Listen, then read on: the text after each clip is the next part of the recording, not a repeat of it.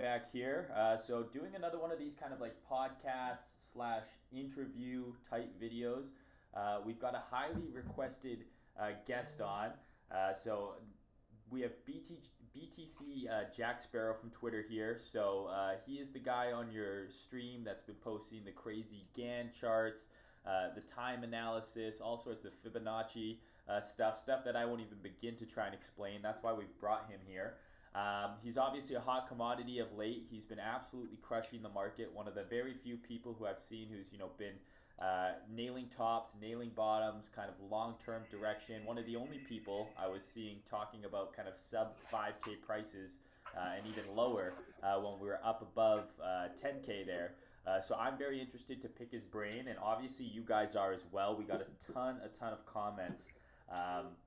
When I made a post that I was going to be speaking with him. So we're going to do our best to get to as many of those as possible. Obviously, I won't be able to get to every one, but hopefully, most of your questions get answered. He's been gracious enough to kind of spend some time with us, share some screen with us, and hopefully let us know if Bitcoin's going back to all-time high, and we can finally start making our parents proud. So with that being said, Jack, why don't you give us a quick introduction, and we'll go from there.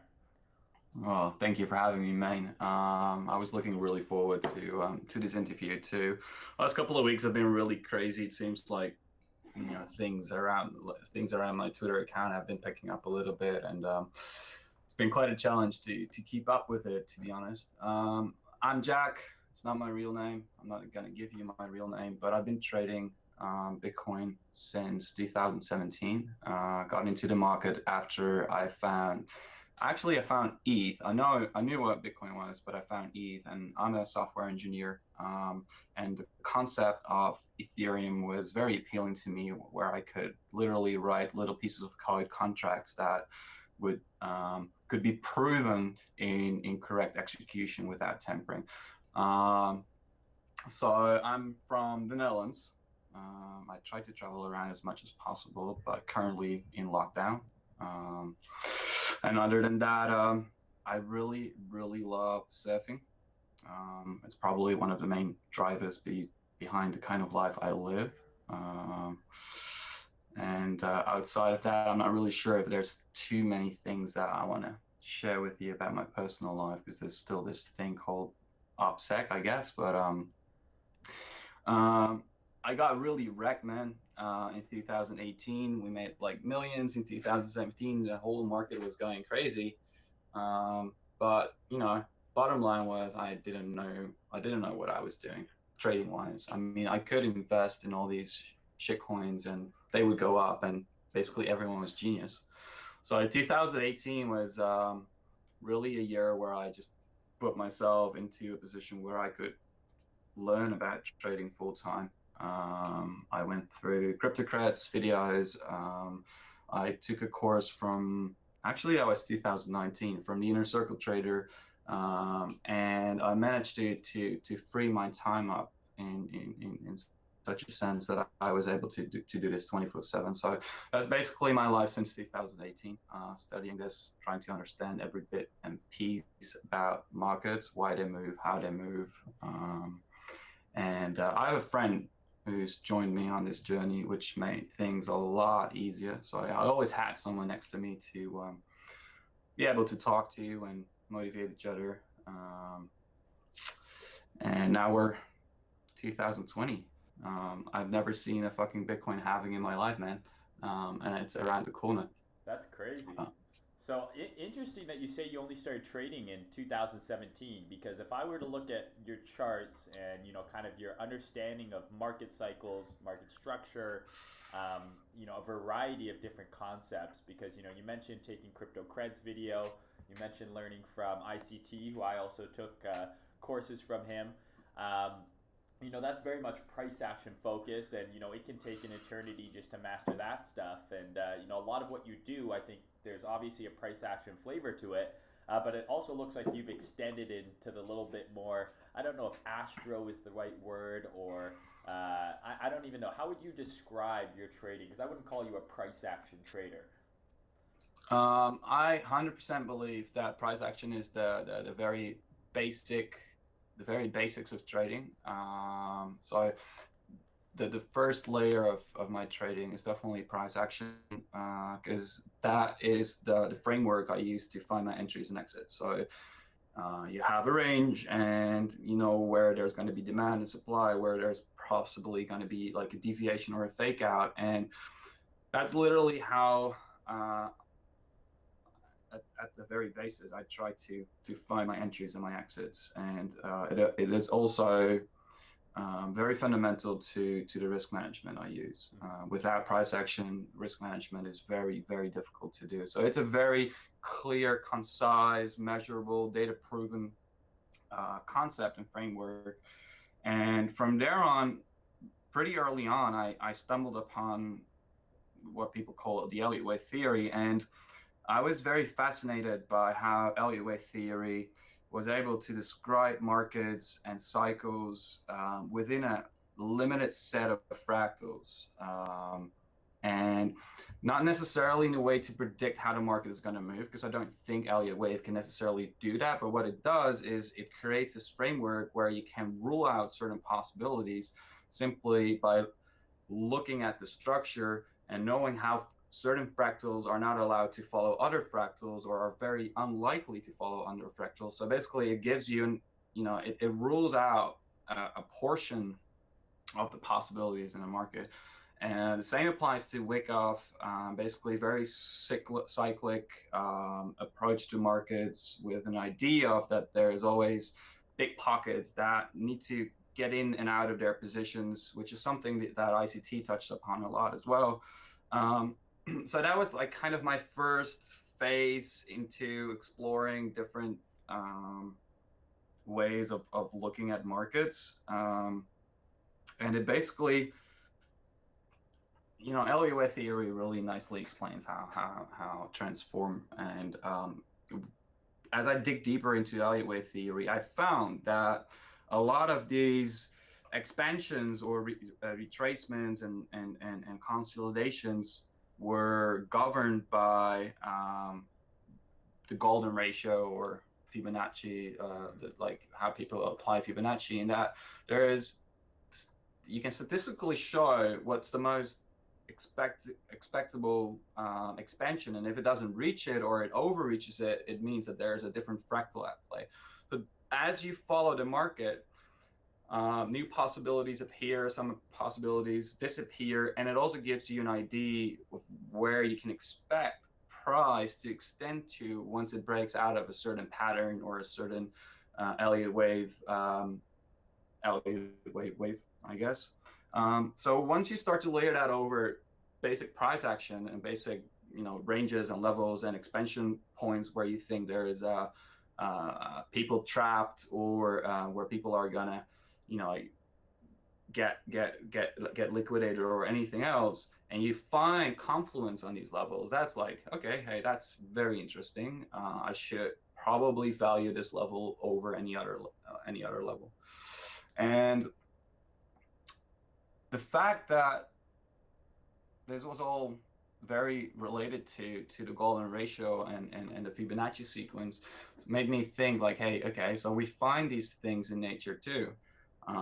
So is our price charts collective behavior? And when you think about it, the answer is very logical. It is collective behavior. It is your thoughts, my thoughts, everyone's thoughts in the market, right? Mm-hmm. And why would that not be a natural process? Just like how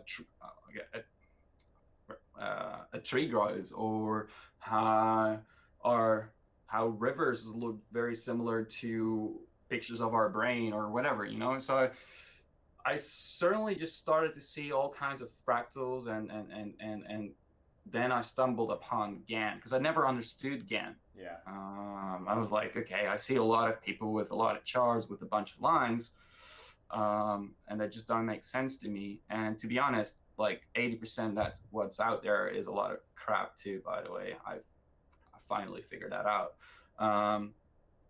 And Gann, and I'm not sure if you guys can fully see me, but Gann believed that he found some kind of universal law of vibration, which is based upon a series of geometric relations that he decoded in the Bible, but apparently are found in other scriptures from ancient civilizations too. And this guy, Tony Plummer, he wrote a book about what he thought that Gann stumbled upon, because Gann never left anything behind. But basically, the bottom line of what Gann says, that everything in the world happens in three. So you have an atom, which has a positive and a negative force, and then there's like a neutron, that's like the third force that combines and keeps the balance of the multiple forces. And within that, he says, like, okay, so if there's three forces that guard any cycle, and I can apply the golden ratio, which he found in these passages in the Bible being decoded, he found a way to explain how everything in the world grows, as there's three forces that are combined, each part of the golden ratio, so 0 to 0.618, and then to 1, and then 1.618. Basically, he could relate that to every expansion of growth in the world, be it a tree, be it our brain, be it collective behavior. And it's something I'm not totally grasping yet, but a lot of the geometry that is explained in this little book, once you start applying it on the chart, you just suddenly start to see relations that are pretty insane. And you find it in music, you find it in everything. So it's like, I think the word you were looking for is esoteric. Okay. It's something that we cannot touch upon, we cannot fully explain. But the way I would explain it is that we did not invent math as human species, but we discovered it, basically. And what Gann says is that, and you have to read the book, I guess, because can you hold that up, because I'm sure people are going to want to see it. The topic is guys, very deep. It's a giant rabbit hole. But in the end, Gann has a way of explaining, and he never explained them himself. So basically, Gann left nothing behind except for a little book called Tunnel Through Air, which is just a novel if you read it without the right eyes. But these passages in the Bible that he decoded them with something that's called gematria, Gematria. Is that what, like the letters have like number, like corresponding numbers that go with them? Yeah. Yeah. So it's like Greek gematria, but let's just pick the English alphabet and just say, like, A is 1, but then F is 100, and then somehow you create what it does. It allows you to create sentences with numbers hidden in it, and have the sentences hint upon what the numbers mean. So it's like a riddle, eventually, where you find some mathematic reference within the words, and the words kind of hint on what each component could represent. And this guy, Tony Plummer, it took him 20 years to pretty much decipher how Gann did it. And Gann didn't leave anything behind, but what Gann did is basically put some of his secrets into Tunnel Through Air by using gematria. And Tony Plummer decoded it, spent 20 years decoding it. He used to be a capital manager from some kind of capital fund, and did a lot of other cool stuff. So this is a really smart guy. Like, it's not like some kind of lunatic or whatever. Yeah. And at that point, as I started reading more and more and more, it's just about how cycles need three components to balance themselves, and basically are to be able to transcend into the next cycle. And Gann has three things that he used. It was astrology, basically looking at where the stars are right now, how fast the planets are, how fast they are moving, how long it took between a certain amount of time, how fast these moved, etc., etc. And based on that, he said there's cycles governed by the planets around us. And if you think about it, it's not that far-fetched, but at the other side, it is far-fetched. But if you look at the moon, it rotates around the Earth, right? And then the sun rotates around the Earth rotates around the sun, and that gives us months. Like the female period is clocked to the moon, and then our seasons are clocked to our movement around the sun. Um, and there's gravity going on, which pulls and Controls the creates tides. whatever, Yeah. controls the tides. It has influence on nature on Earth, and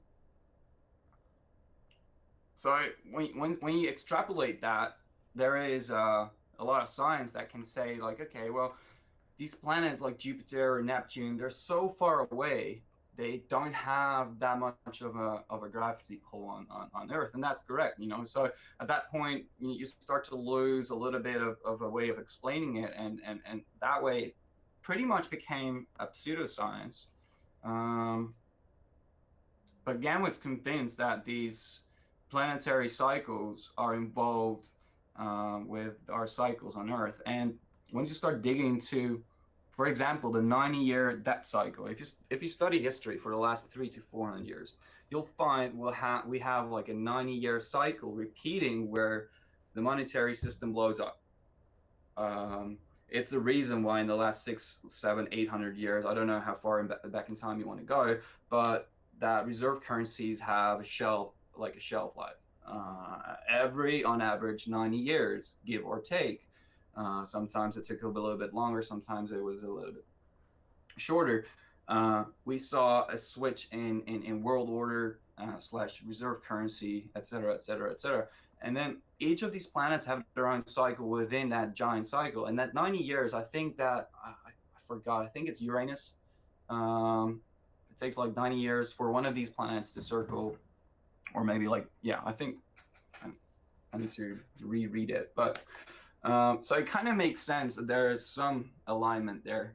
But these are like, the astrology part is some part that doesn't make too much sense to me yet. I'm still researching it, trying to find correlations and ways of explaining it, because I like statistics, but I don't like statistics if I cannot explain why there is a difference here compared to then, et cetera, et cetera. So I would really want to understand the why. Otherwise, I cannot use it, because if a parameter changes or something else happens, suddenly I'm not able to explain what's going on. And if you know that a parameter is going to change, you want to know what influence it's going to have. So it's not usable for me in my trading. But the whole geometry thing is based on the fact that everything is a simple vibration, and everything has a past, and then it kind of needs a few steps to evolve into its next cycle in a certain way. And the subject goes really deep, but this book is a really good starting point for people if they want to figure that out. Let me see if I can find a little example on a chart to explain, for example, the golden ratio. Yeah, maybe I'll make a couple of quick comments here because you touched on a lot of things. First of all, I love the term esoteric, and I completely agree with you. Do you know who Kazanomics is? Yep. So definitely, Kazanomics is a guy, and he is an enigma on crypto Twitter, to say the least. And I learned a lot from Kaz. Kaz was actually one of my first mentors back in 2014. And at the time, I was a younger guy, and I knew nothing about markets, but I also had no kind of delve down the rabbit hole, you could say, in terms of just kind of trying to explain life. And when I started learning trading from him, he didn't first by start teaching me, here's a chart. He actually started with a lot of the things you talked about just now, about math, right? We didn't invent math. We invented math to explain the universe around us, right?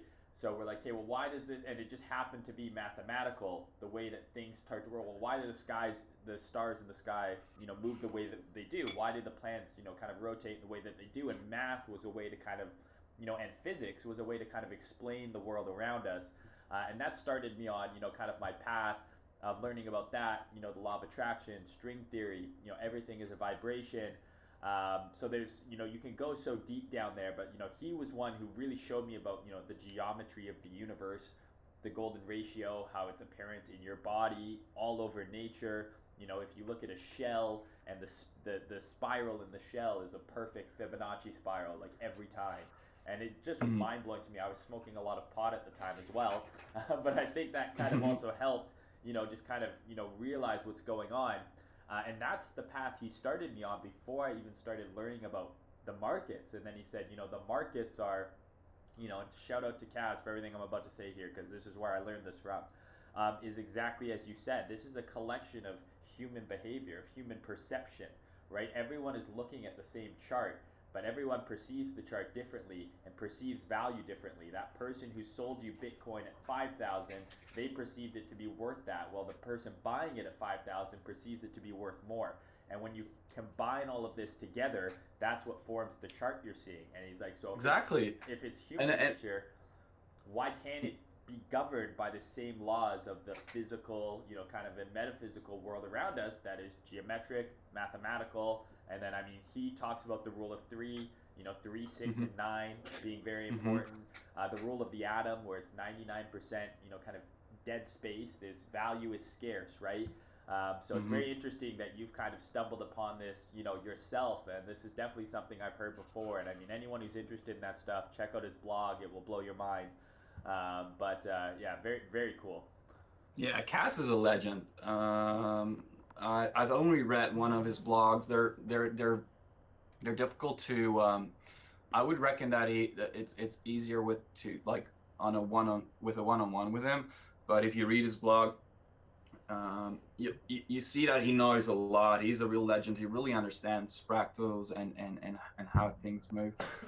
I always had an issue like reading through everything because his writing style is a little bit funny, I guess. Not, with no offense meant, but No, he's got a bad rep on Twitter, and I mean I understand he's a strong personality. I've had my issues with him. Unfortunately, we used to be very close, no longer, and he's not a well liked individual on Twitter, but neither is ICT, and I've learned from both of them.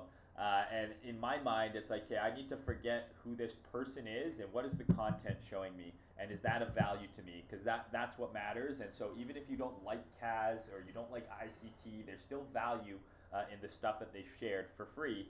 Um, so don't pigeonhole yourself or put the blinders on just because you don't like the person who may have created it, because I think there's a lot to learn there.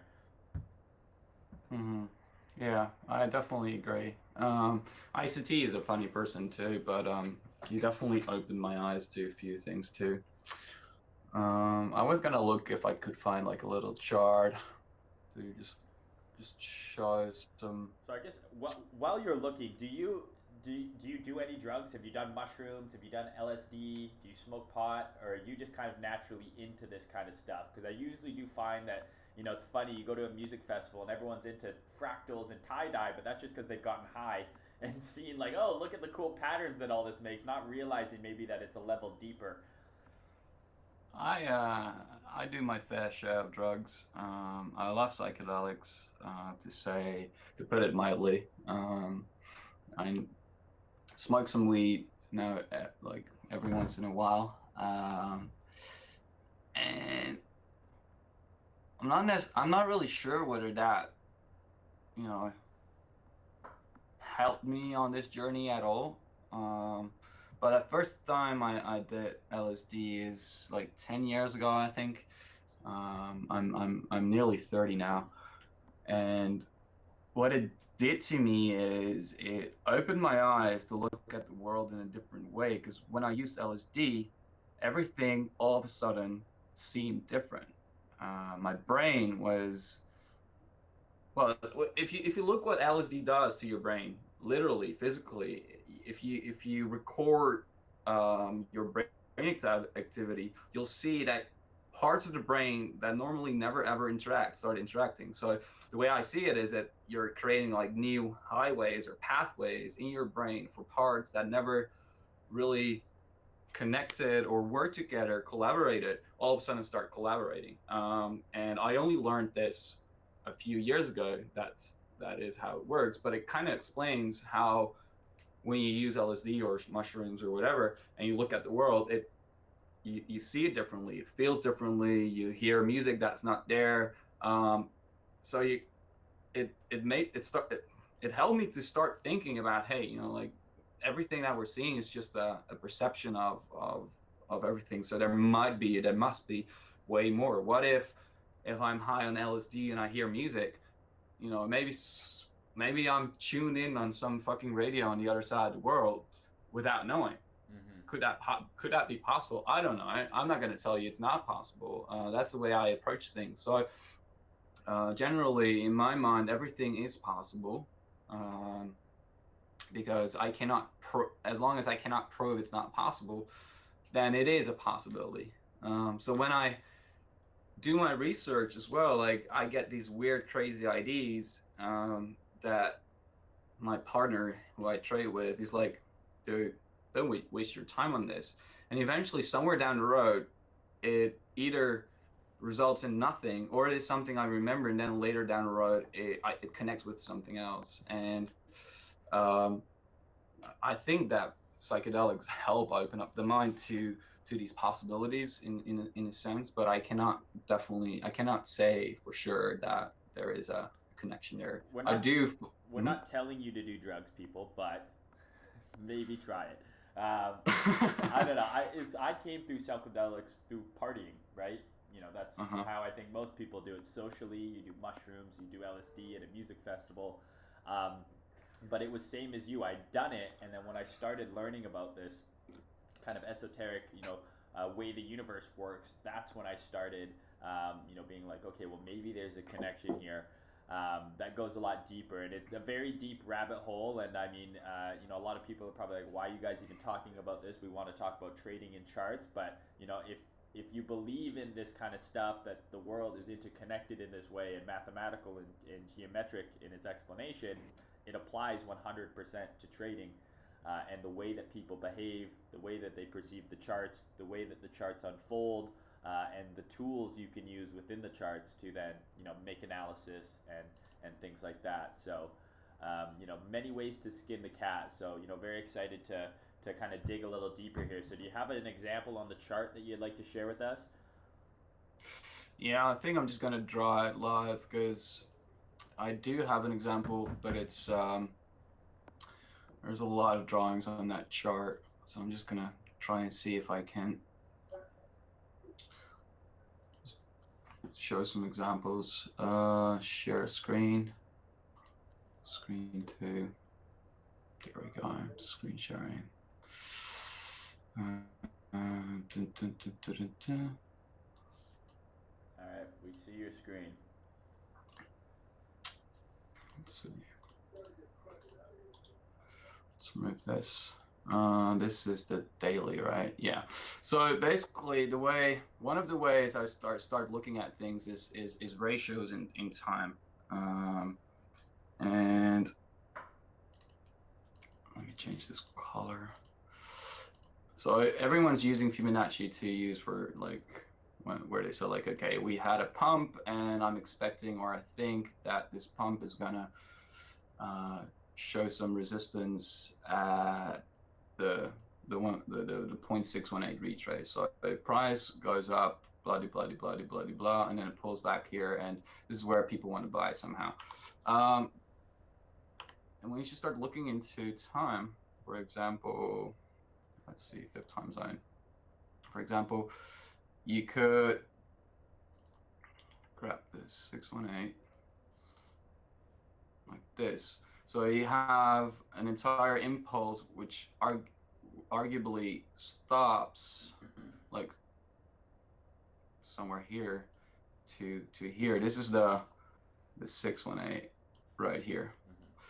And then so this is the dominant direction contained within the 618, and then there is this pullback, like correction on it, and this is one of the reasons I was pretty it had confluence with everything else to short right here, because I could literally think that the world was not gonna do well with coronavirus coming up.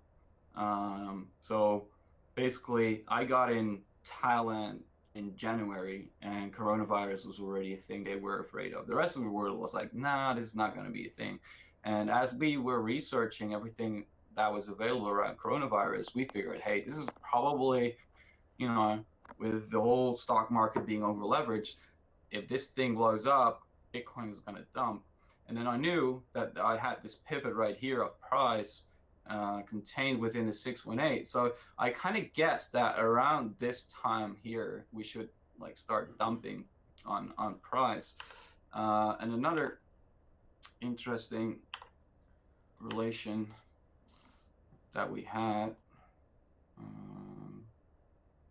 Exactly. So another interesting relation was the fact that this breakout level here, the expansion level basically from this, is this like a descending triangle or whatever kind of triangle, some kind of like price squeeze into a single place in time. And then it broke down, which if you would extend this portion, this is like the 382, and you would like pick a time into the future where you had the 618 to like complete this entire thing, you would end up right here. So basically doing that, we had 2 dates where there was an inequality in time, not nicely fit into the middle, but where you had a part within, where you had like a structure within a portion of the golden ratio. And oops, so basically roughly taken, we can put on horizontal there, and then we have this one right here, like that on the bottom right there, which gives us a vertical right there. No, So you have a 2 week window essentially that you're watching. yeah, so this is a place in time based on the fact that, you know, you have, this is vibration 1, then this vibration ends and it starts a new movement. And then all of a sudden this becomes this entire move down, and we could split it up with a potential unformed yet, because price was sitting right here with a move up there. I was actually convinced at the time we were at 6K that we were going to break it down. So I was still short from up here, and eventually I got stopped out as price moved from this consolidation. So I was back in spot. So, but as we started moving up, I was like, okay, well, where and when is this thing going to stop? I'm not in a long position. Well, I'm in a long position in spot, but I'm not leveraged long, and I'm not sure whether we're going to continue up. And so that gives you a 2 week window right here, which essentially is already super valuable, because if you look at this whole time range right here, basically it's 240 candles, and you somehow say like there's going to be like 14 or 16 bars in sometime in the future where I want to pay attention, and in the meantime I'm probably not going to be interested. So you're like thinking about that, and at the same time you're trying to figure out if that's going to be something that's going to happen, where you're going to go next. So basically what was this? Yeah, so basically we had kind of this, you come into your resistance right here, and then I need to switch to this chart. Oh my god. I think we just skipped a couple concepts in the lesson plan there. Yeah, so what I want to show here, just have to look at it for a little sec. Bam, bam, bam. Oh yeah, okay, so let me move that away.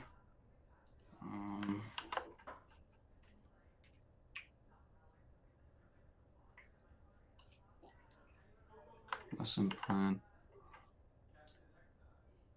Okay, so basically at that point,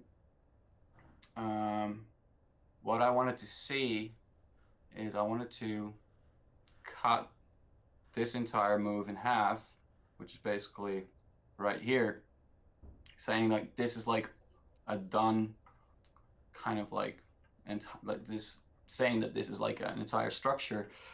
And from there you could like take this kind of thing again. So what I did, I wanted to see if this is the I just, let me see. Yeah, something like, I think it was something like this. Must have been something like this. I cut it up using this as the 382. Basically giving me a way to calculate where the one would end up, saying that that was going to be the dominant final move. So we had this the gem box. I don't even remember half the shit, man. So is this all self-taught then? That you're figuring this out as you go, testing it, experimenting, back testing, forward testing? Yeah, most of it. It's a lot of just sitting at a chart and just throwing shit at the wall and see what sticks, and then finally trying to quantify it, because without data you're fucked. Well, I reckon if you take a fib from the very top there, 14K, pull it down to the 6.4K bottom, that also gives you probably the 618 right at your 2-week window. So say again. So pull a fib from there to the low at 64. No, to the left here, right there, and then put the 618. And I bet you within your 2-week window that you just mapped out, that's where the 618 is probably sitting, right around the top. It's right here. Yeah. I mean, there's this. For example, this is a really cool example too, if I can remember it correctly. This is Bitcoin. So basically, you can cut, I think it was this one.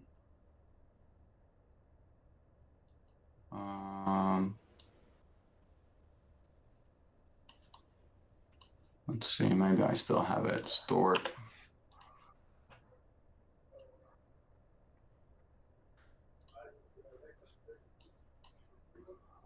Not this one.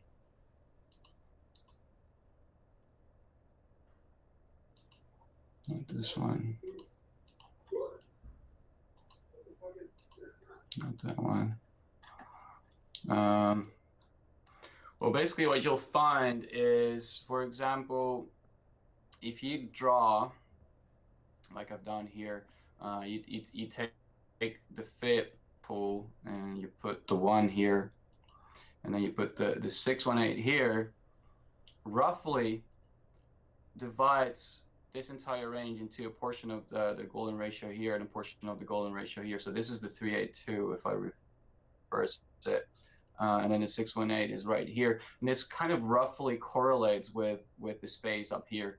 And if you start to look into how price expands, you'll find that happens a lot of times and tells you something about the direction of the dominant direction. I think a really good example here with price and fib time might be how you can like kind of cut this entire structure up in the 618 being here. So the dominant move here was this one, and then the theory says that the correction is going to happen in the 382 right here, which more or less lines up if you look at it. So if you can find, based on, for example, Elliott wave theory, a very good reason to think that you found like the end of a trend that is going to reverse, and you can already be here. You know, by the time that price got here, you might be confident that this is going to keep pushing up, because you had a capitulation, you had a structure here into support on the left, you think like, hey, this is like quite some time to the downside. We might be going up. So basically, what you then do is you try to divide this move at the 618 and then look at some future time where the one ends up, and you'll find that if the move, and this is going to be an interesting one too, maybe in the future. This is July. July is a very important time for me. I haven't actually even drawn this. I'm just doing this with you right now. But July is a very important aspect in astrology right now. I've been told by a few friends who know a lot about that. And so the theory here would say and suggest that price here is contained within the non-dominant direction. So this is a corrective move, and then the dominant move is going to be within the 618 up here until, well, this is sometime in July. So you can cut up these moves and then kind of predict with just simple golden ratio stuff where the next move is likely going to go, and the direction of it as well. If you're certain that this was a corrective move right here, and eventually you're going to go higher, if that's your theory, or that's just something you're thinking, from that point on, you want to plot where that 618 extension is going to end up, and that's going to be a dominant move. It's going to be a bullish move if your theory is correct, if this was the corrective one right here. So then you already have a date where you're just going to start to pay attention, and but that's more hindsight, right? Yeah. At that point, but it gives you a date. It gives me a moment in time where I'm going to start to pay attention. And you can do this on the smaller time frames, but generally it kind of works way better on higher time frames, and that's why I've not been trading low time frames a lot. But the bottom line always remains horizontals, and then from there on, find your layers of confluence. So the way my mind works is I have my data-driven price action concepts, and then I have a few other frameworks that give me some kind of probability. And once I find that probability, I'm allowed to add risk, not like cumulative, but like a little multiplier. Yeah. So if 3 frameworks or 4 frameworks or 5 frameworks line up, doesn't mean that if initially I was only allowed to do 1%, I end up at 5%.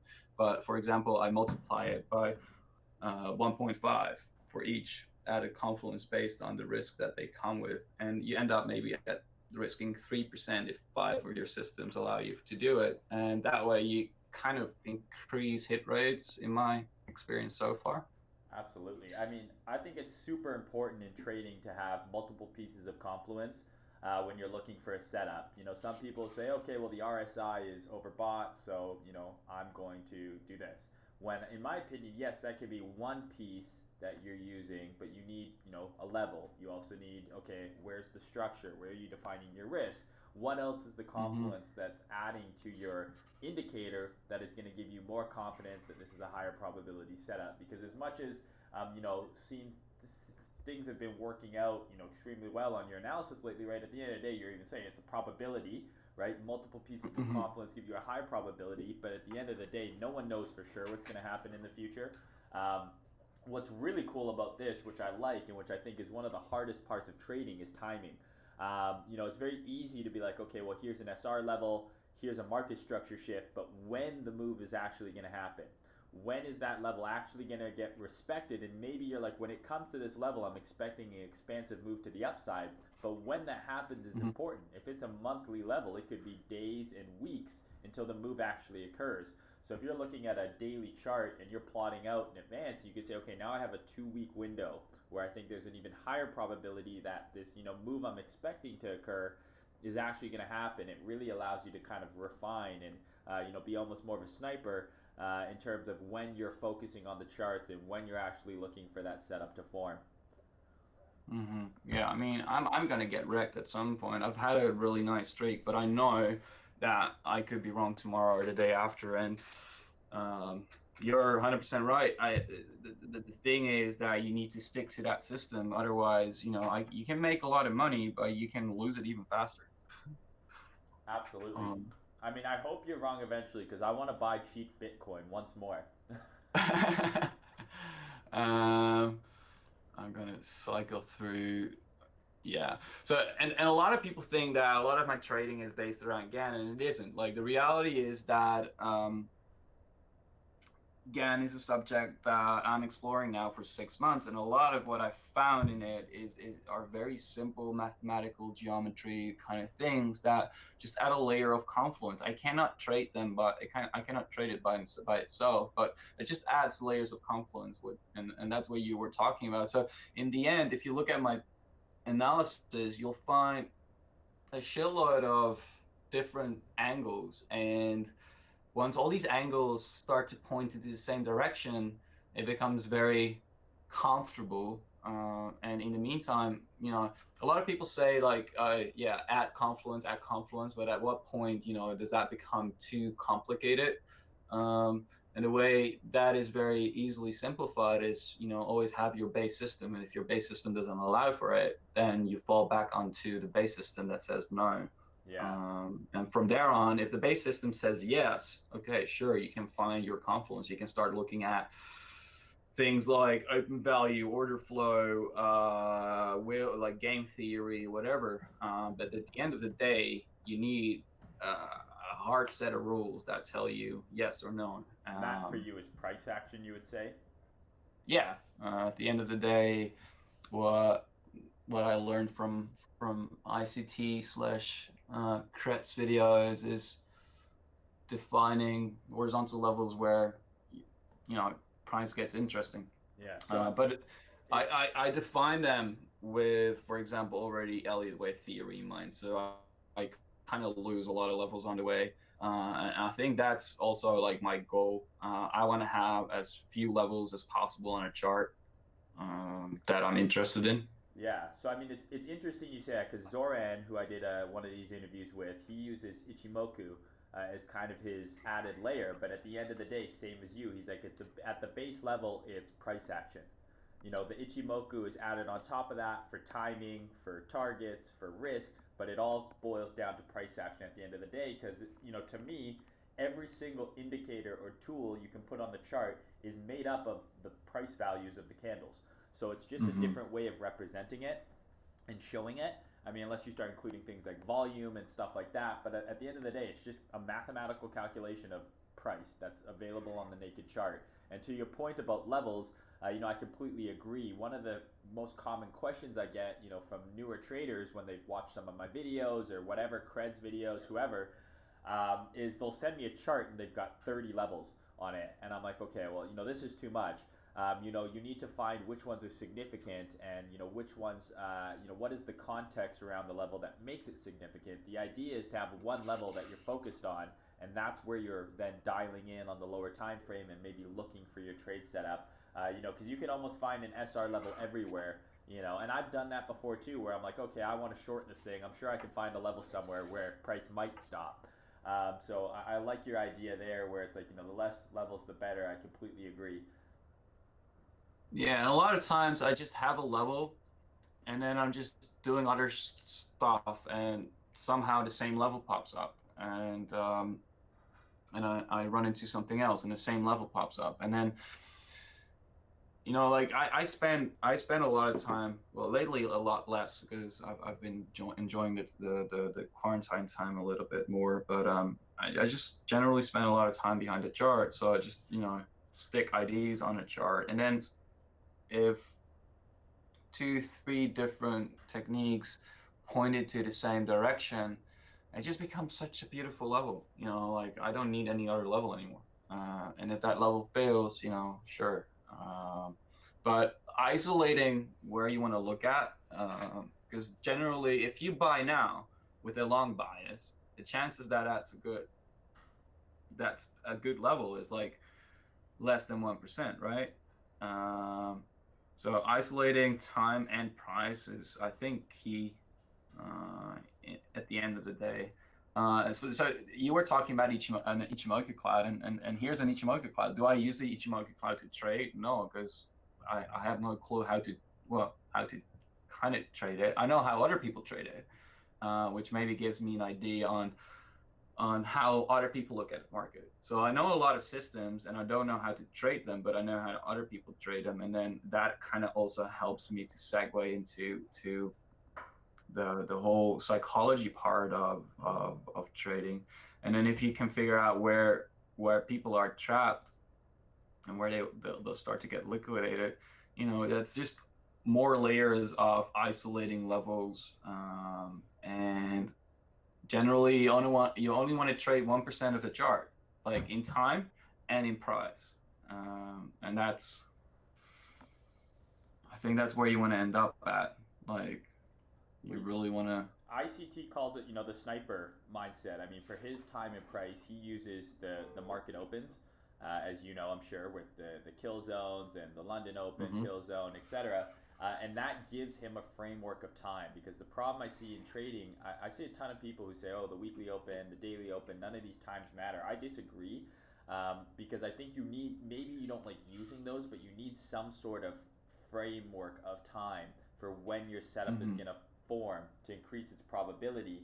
And to your point about levels kind of matching up with each other, I find that all the time, right? I'll be like, okay, this looks like a key level, and then I'll zoom in and I'll find an order block there, and then I'll pull my fib, and sure enough, the 618 or the 78.6 are right there, right? And then price comes down into that level, and then it bounces. And whether you want to say that's because that's where there's liquidity, or that's where it's the golden ratio, and that's the perfect pullback before it's going to continue. Whether you use Elliott wave and be like, this is a measured move, I think it's all kind of saying the same thing, right? I think Elliott wave gets a really bad rep. I don't personally use it at all, but I know Mm-hmm. that some of the people that do use it are not well liked on Twitter, and I think that's part of the kind of correlation, being like, oh, Elliott wave sucks because these people use it and they suck.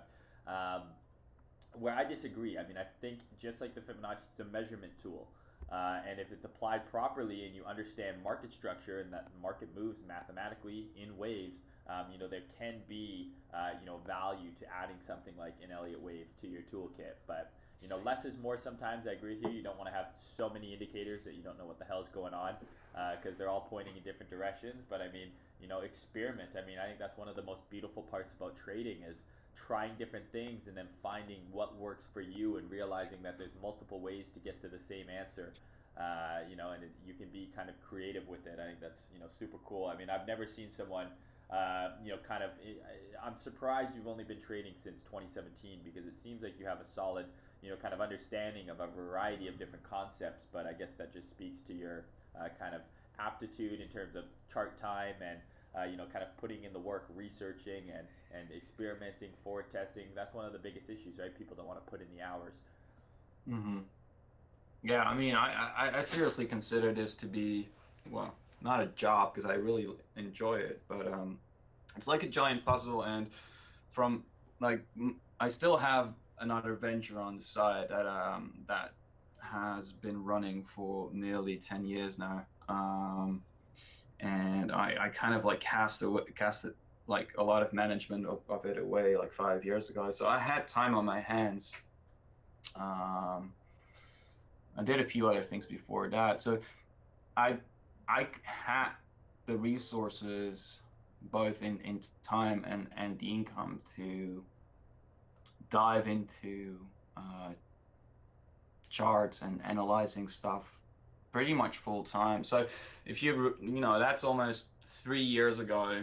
Um, so if you consider, if you work 60 hours a week or 50 hours or 70 hours or 40 hours a week at the same thing and you really soak it up, you keep on going, things don't make sense, and then you make sense of it, but then you get hammered down because you were on top of the world, but then you suddenly realize that there's way more to learn. But if you keep on doing that, eventually you end up at least with a system of consistency, and I think I've definitely reached that point right now. I wanted to show, like, this is a tool I use a lot. I look at it daily. It's tensor charts. Other people use Trading Light. I think there's more platforms, but I really enjoy looking at the open value because and then I really like to combine it with looking at whether there's a lot of market selling going on or a lot of market buying going on. Because if you zoom out on the bigger picture, you can kind of use it to figure out how big money is moving. And a really good example of that, and you'll find it on my Twitter too. But when price was before that entire giant dump, that apparently people still believe that was caused by the coronavirus. Um, Basically, price started to come down right here, and during this time, and we'll zoom in on it in a little bit later, but right here, the funding was still positive, and price started to come down further and further and further, and the positive funding kept was intact still. And then if you look at the amount of market selling that was going on, it was pretty brutal. And I associate market selling, like a lot of market selling, I associate that with whales. If there's like passive liquidity on the books by retail, I really think that's when there's a lot of market selling. I'm always pretty sure that's whales. Let's see if it wants to load. Yeah. I'm not sure if you can see. Yeah. So this green line is like the cumulative market buying, market selling. If it goes down, there was more market selling volume wise, and if it goes up, there was more market buying.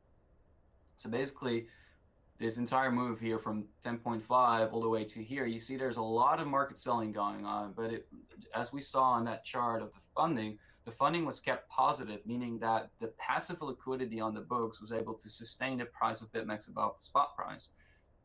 So there was a lot of passive buyers, and I was like, what whale is going to sell into the hands of whoever has their orders right there if they think price is going to go up, and how are they going to get it back? The only way they're going to get it back is by liquidating everyone who's been passively buying the dip between 10 and what was this, like 8 or 7K, and that's exactly what happened right here. And then after that, you can see how this green line spiked up so aggressively, actually way back to the levels we saw when price was, like if you look at this here, which is right here, you could see that it spiked back up to where price was around 8.7.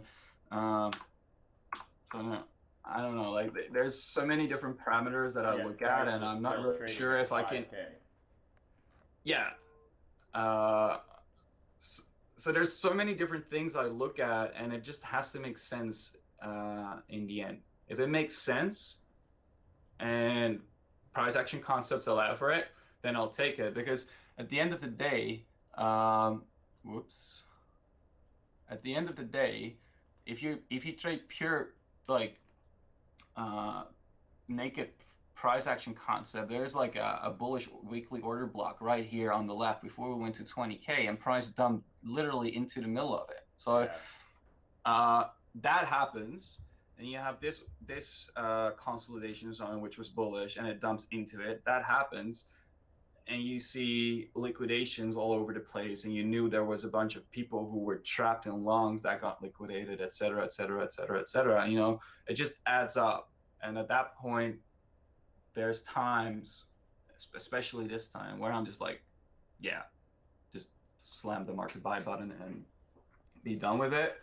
And if you're wrong, the price is at least going to jump up 50%, and you're going to raise your stops and you'll get out of it. But you need to plan for this kind of stuff way ahead, because the moment this candle happens, you're screwed. Because if you don't have a plan by then, you're going to panic. And that's why I like trading higher time frame, because it allows you to soak in so much more information and adjust your IDs, and instead of following all these wacky low time frame moves. Well, and you have more time to execute, right? Mm-hmm. Yeah. I'm the same way. I don't trade below the H4 usually. I mean, when I do, I usually get chopped up. I much prefer the high time frame. I find it much less stressful. Yeah, I mean, like I love to sleep at night. Although I do trade like hourly charts every once in a while when I have literally nothing on my hands, or there's like a setup that's very obvious, but the less you trade on the lower time frames, also the more time I need to get back into it. That's something I really find. So like it's also about just where do you focus your time, and you can only be good at a few things. Um, so if you want to be a low time frame trader, that's something you gotta do on a regular basis, and the same goes for high time frame trading. And these charts are fractal in nature, but somehow, you know, there's something that works for everyone in their own way, The I whole guess. thing I learned from ICT is like it doesn't matter. This works on the 5 minute and it works on the 5 day. I've never Hmm. found the same success on the low time frame that I have on the high time frame. I don't know why that is. Maybe that's just my personality type and what works for me. But Hmm. this is all insanely interesting, and I feel like we could let you explain charts to us for hours here. I think something everyone wants to know before I get into kind of more pointed questions from people on Twitter is now that we've kind of bottomed. Where do you see this going in the kind of short, medium term? Are bears screwed? Are they going to get an opportunity to buy a pullback? Where do you see us going in the next kind of coming weeks and months? And maybe you can give us this idea. Hmm. Give us the Well, sauce. it kind of sucks, but I posted this chart when I think with this candle, this first bullish weekly candle wasn't printed yet. I think. I remember Uh, because you posted, and I think it was like the first word was like bottom exclamation point, and then like this chart, and then it's gone straight up ever since.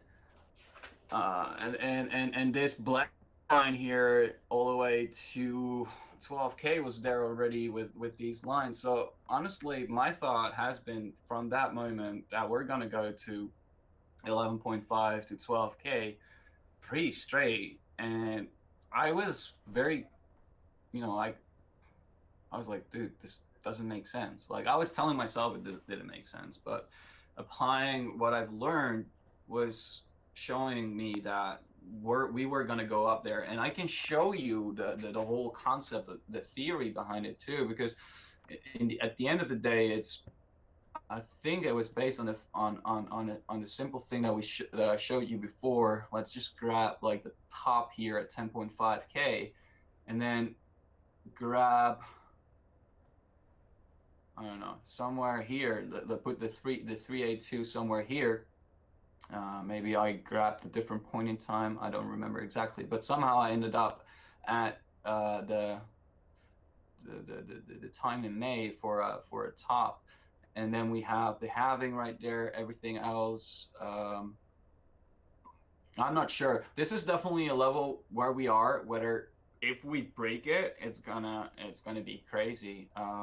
But I'm not sure whether we can break it, man. Like it's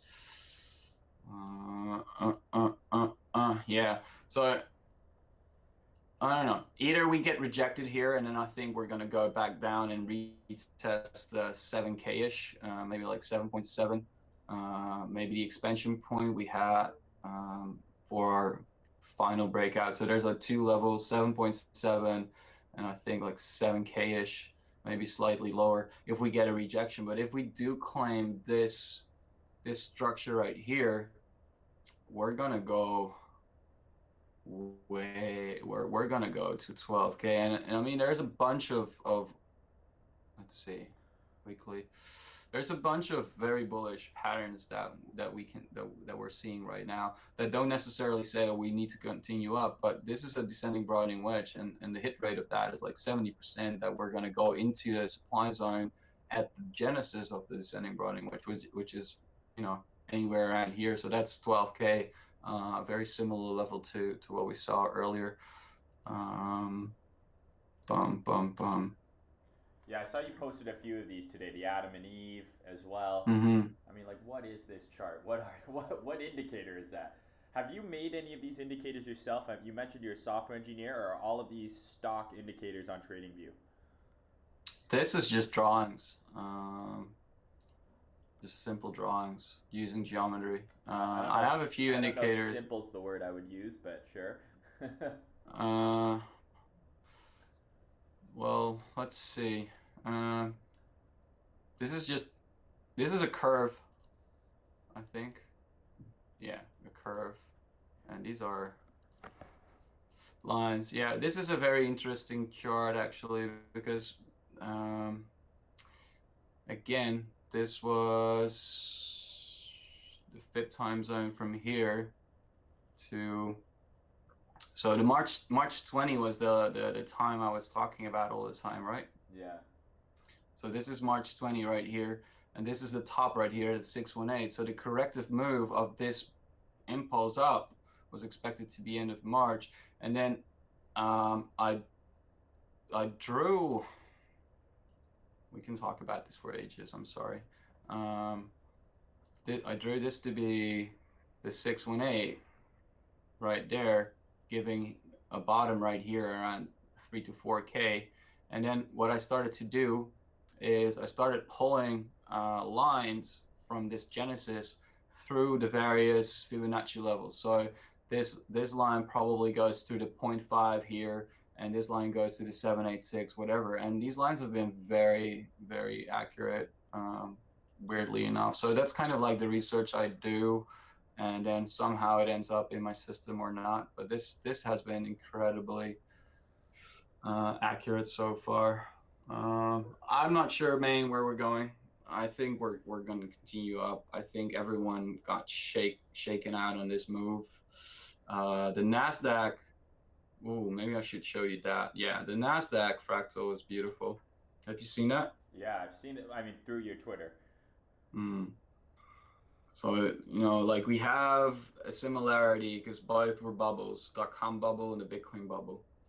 Then it crashed. Both crashed around the same amount of price. This is like 83% on the Nasdaq, and Bitcoin crashed 84%. Then had like a little pump that went above like the final consolidation. If you look at this, like the final consolidation before the final move, the final shakeout here, it went above it just like here, and then in 2008, literally the final shakeout was Lehman Brothers that collapsed during the liquidity crisis. And this time it's literally this candle right here is coronavirus and the stock market collapse. So I don't know. I really like this fractal. I think we're just gonna go up. And this is weird, but this looks very steep. But this is end of year, so it's not all that crazy. It's literally halfway. We can literally split this up, and look, if we do something like this, you see that this kind of splits up the entire consolidation range. So it's not that weird. It's not that fast. It's going to be faster in 2017, but like 2016. But back then, we didn't have this crazy, crazy, crazy like after capitulation shock. Yeah. I think a lot Is of it people okay if I'm got going to grab another beer? Yeah, of course. Real quick. All right, I'll be right back.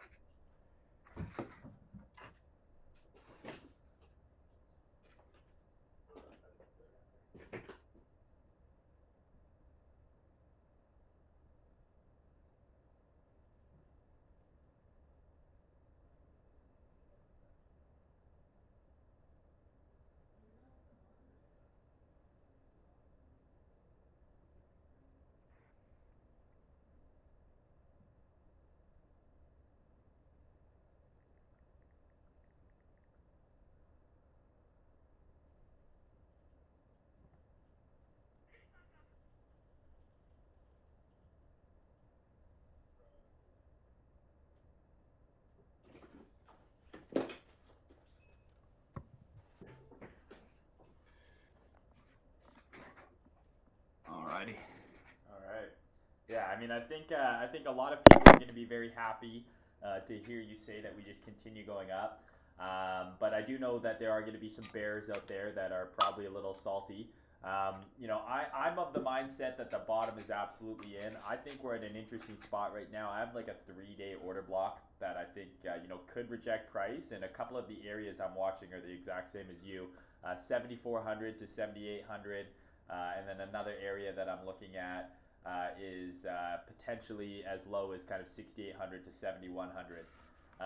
So, that would be the hope for dip buyers to be able to get back in. But I completely agree. I think a lot of weak hands got shaken out on that last drive down that no one was really expecting. Um, so it's going to be interesting to see what happens from here. So, I mean, do you have opinions, for example, on the stock market and the correlation between Bitcoin and the equities market? Yeah, I mean, there's definitely been a correlation if you look at price movements. They've been kind of following each other up until this last expansion up from Bitcoin.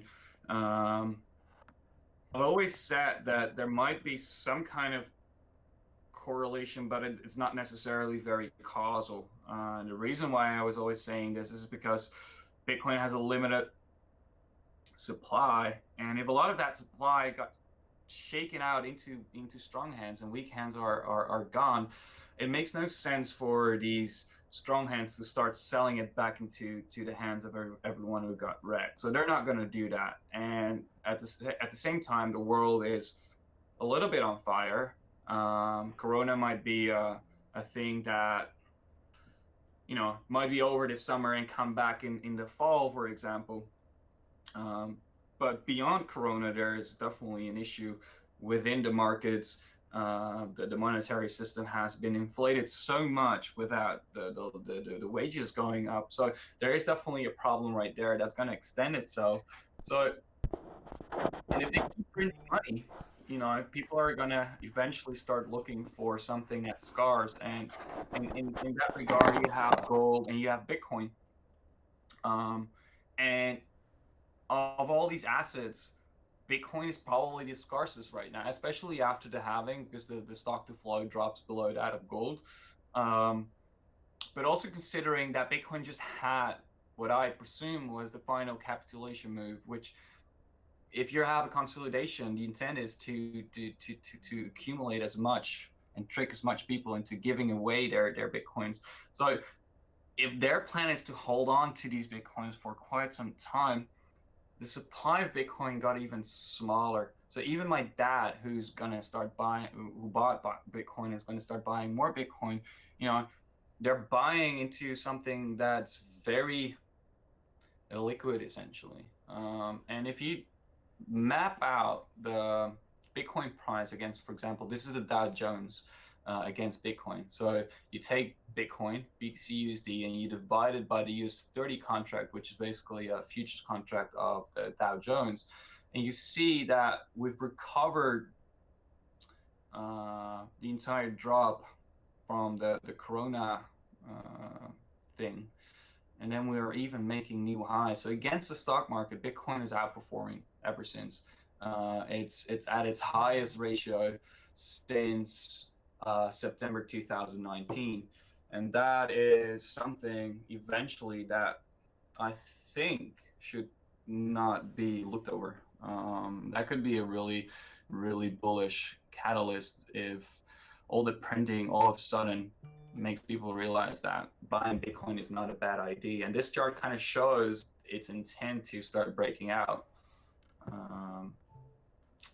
So, I mean, the world on fire is eventually probably going to be a good thing for Bitcoin. So I think the biggest advantage of Bitcoin, is the deflationary nature, right?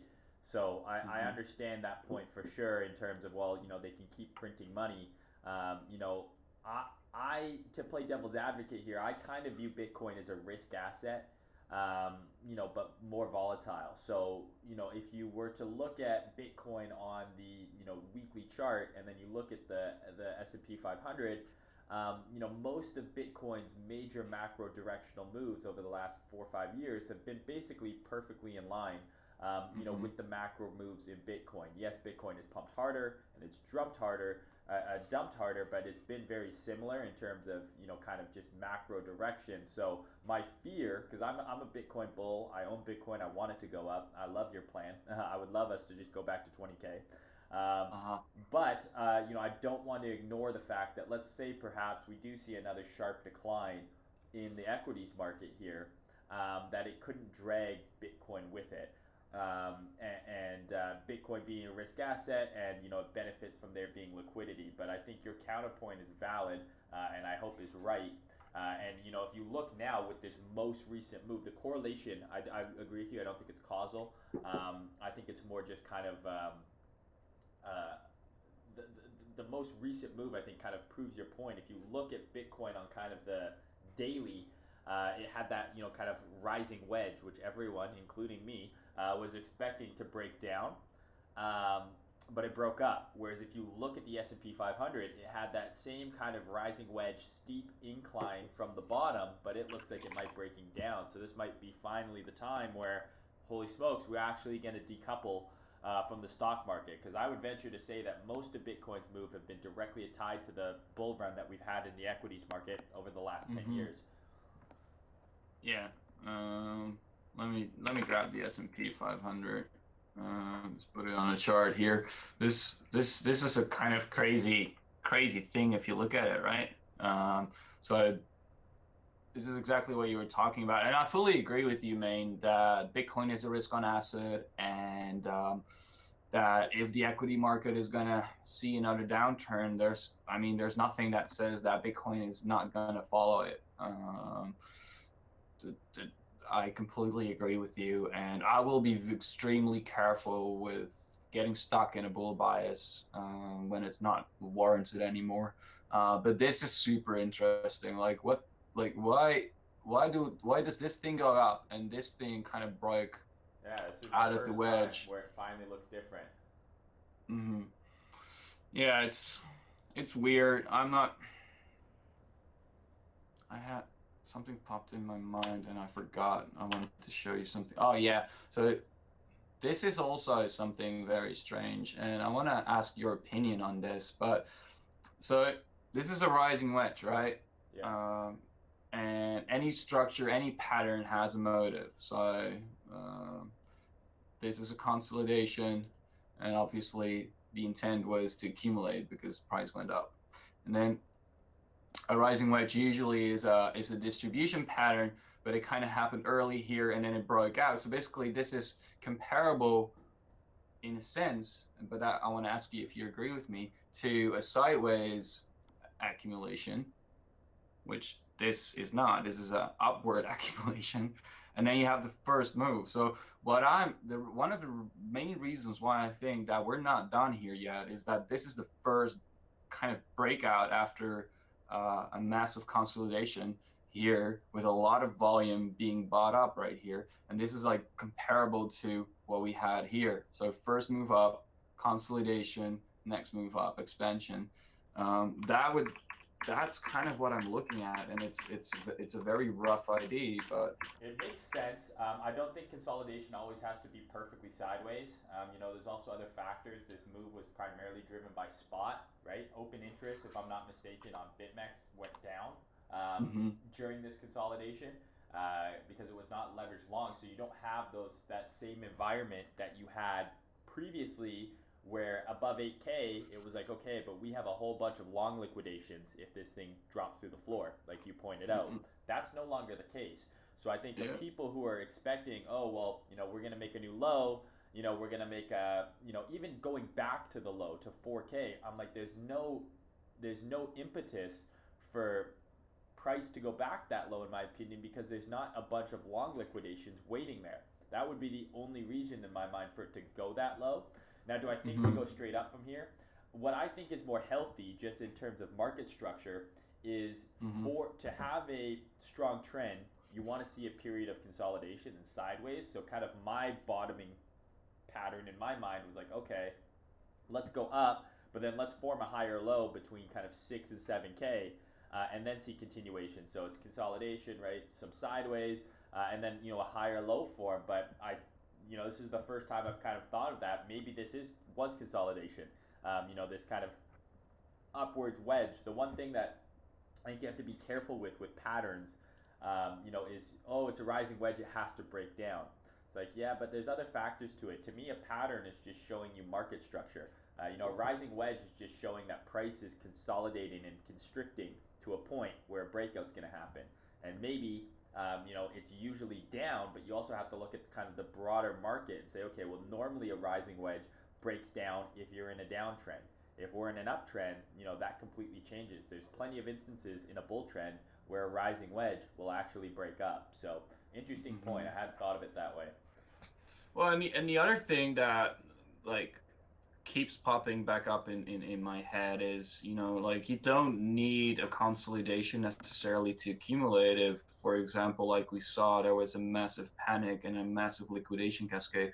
So like we liquidated, I don't know, close to 2 billion contracts on BitMax, and there's a bunch of other derivative exchanges too that actually have more volume nowadays, I think, than BitMax. Like I think Binance is doing very well, and there's a few others. So basically, if you manage to pick up that amount of volume in that kind of crash that we saw here, I have this like on-chain metrics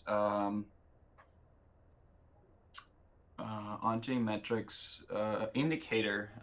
It's available on TradingView, and it combines a bunch of metrics that you can look at, like hash rate, and in this instance I've set it to estimated Bitcoin transaction volume, and you can see if we zoom out, the last time we saw that much Bitcoin being transacted on the blockchain was literally as we punched through the accumulation zone back in 2015. So that's historically a very high amount of volume right here. It's comparable to the amount of volume we saw back in December 2018. And then there's this other indicator I have, which combines a bunch of pairs from Euro, like BTC, Euro, BTC stablecoins, BTC, Fiat, whatever USD together. This is just a massive amount of spot volume that was traded here too. So what I think happened is that this is just a bunch of OTC deals getting finalized and a bunch of people panicking, selling all their spot, and then there's a bunch of people who got liquidated. So I mean, for all it means, this entire move down could have been an accumulation move itself, just by shaking so many people out. That would be, it's what no one, oops. This is Mercury retrogrades. No, what is it? Uranus. That would be pretty. That would just be pretty sick. That would just blow my mind. Yeah, no, I mean, I think the Max Payne scenario is absolutely going straight up. More so than, and I don't love the term Max Payne, but I think going up is definitely Max Payne. Like, I still see a ton of people being like, yeah, we're still going to retest, 4 or 5K. I think 4 to 5K is a pipe dream at this point. I do think it is possible that we retest kind of the mid to low 7,000s. But that would be, that chart you showed us where it looks like price is going straight up. Like you said, that goes out to the end of the year. There's going to be waves within the waves. So there's definitely, I think, an opportunity for people to buy the dip. But I would be cautious if you're sitting there being like, oh, I'm gonna buy 4K again. That may never happen, right? So I think in a time like this, where I think the trend is shifting towards potentially a new all-time high trend, have levels that you're interested in, and wait for price to get there and watch. But to me, to see us retest the bottom after that much volume was transacted there in such a short period of time, and to have the reaction that we have, I think it makes it unlikely. So, couple questions here, and then I think we should jump into some of Twitter's questions, because they're going to be upset that we've done all the talking, and I have a lot of them. So, obviously, cool. One Bitcoin is essentially $9,000 US right now. Even to all-time high, that's a little more than a 2x. Do you watch any altcoins other than Ethereum that might be able to help people gain some potential upside that they're not going to be able to experience on Bitcoin? Not really. ETH. I've been having my eyes on ETH.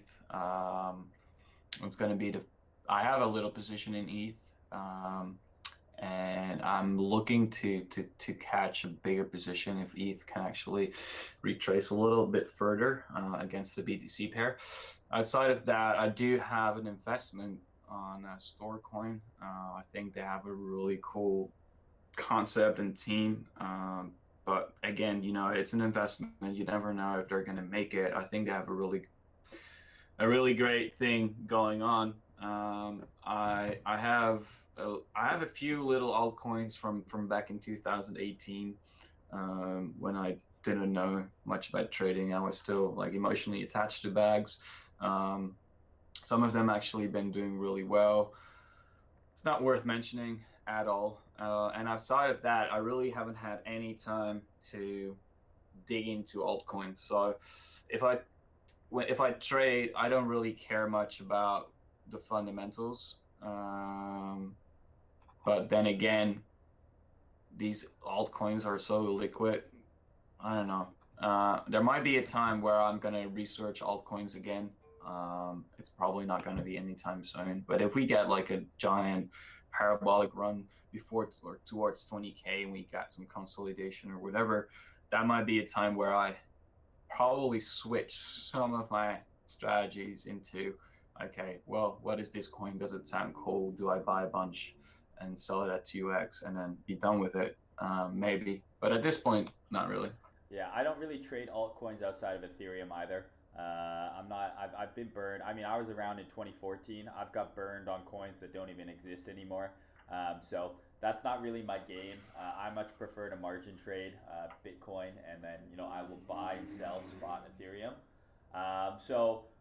This has been great, man. I think you've shared a lot of interesting stuff with people here, and I think obviously a lot of people have a lot of questions, and I think this is a video that people are going to rewatch because we've already covered so much ground.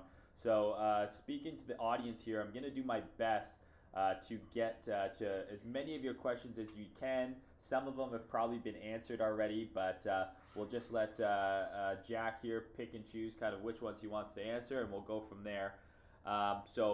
First question, this guy wants to know if you're married. His wife actually wants to know. No, I'm not married. Okay, not married. So, ladies, all 1% of my YouTube audience that is listening to this, there's your opportunity. Do you have a favorite privacy coin? And I think you already responded to that on Twitter. That's private. Do you invest in any privacy coins? Do you think there's any value in there? Kind of as a broader question. Broader question, yes, I think there's value in privacy coins.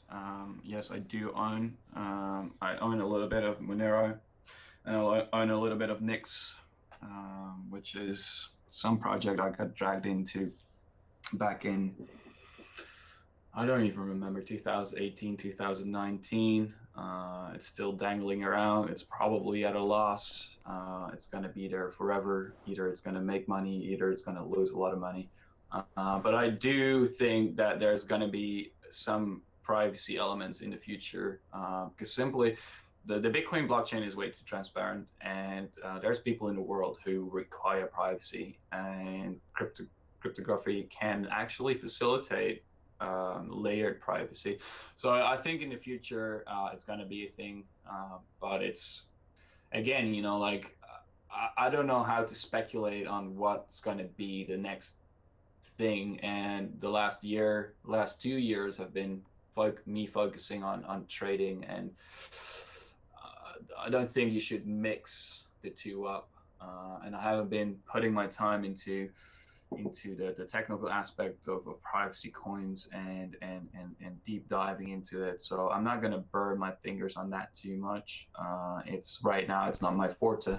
Yeah. No. I think trading and investing are very different, and I say that to people all the time. So you got to have a much longer time horizon if you're investing in any of these coins. So this one from Leroy Broken Smoke, we kind of talked about this right at the start of the video, but maybe you can add a couple others. What is your thought process on GAN, psychology, nature in relation to the markets? We kind of talked about that, but he said, what books could you recommend to start kind of, understanding how you now view the markets and the world? So I know you mentioned that one from Thomas Plummer, I believe it was. Let me grab it again. Stop screen sharing. There's my face again. Yeah, the law of vibration, written by Tony Plummer. It's this book. It's not so much about trading. It's more about collective behavior. But it explains how Tony Plummer thinks that Gann thought. So this is probably the best segue into Gann. If you go look on the internet for resources on Gann, you're gonna find a lot of bullshit. I mean, everyone can draw a Gann fan, but do you understand what it means? You know, why did it work for Gann? And there's a whole story behind that, which this book kind of segues into. From there on, there's a bunch of other books that I'm still reading, so I'm not gonna recommend any because I'm not done yet. But yeah, Gann is a journey, and it needs to click for you, as with everything in trading. So I suggest starting with this book and then see whatever comes onto your path. Okay, very cool. So yeah, I'm definitely gonna get that one on the Kindle once we're done this. So I mean, there's a bunch of questions about altcoins, so I'm gonna skip those because those are a complete crapshoot. Whenever anyone ever asks, they say, "Hey, what's gonna be the best ROI altcoin by 2023?" That's what this guy's question is. Not to put you on blast here, bro, but nobody fucking knows. And if I did, I wouldn't tell you. So I would be buying it all myself. If I knew what the best return on investment was going to be, I would be from the future. So, you know, I would say diversify, but usually that's a bad idea in altcoins. So realistically speaking, how high do you think the top of the next bull market could be? Do you have a prediction on that? I do. I actually posted a chart on that. Not so, I think it was last week or 2 weeks ago, but anywhere between 300 and 400K by the time we hit like 2023, 2024. I think the next cycle is going to take a bit longer. And I'm actually believing that the next halving is going to be the introduction of the next bear market. So I think we're going to be in a bull market until 2023, 2024, allowing it for like to go quite high. So you like Ethereum. Do you have a prediction on how high Ethereum goes in that time? Like, do you think Ethereum cycles with Bitcoin again? Like, you know, its all-time high was 1,400 or whatever it was when Bitcoin was at 20K. Do you think the same thing?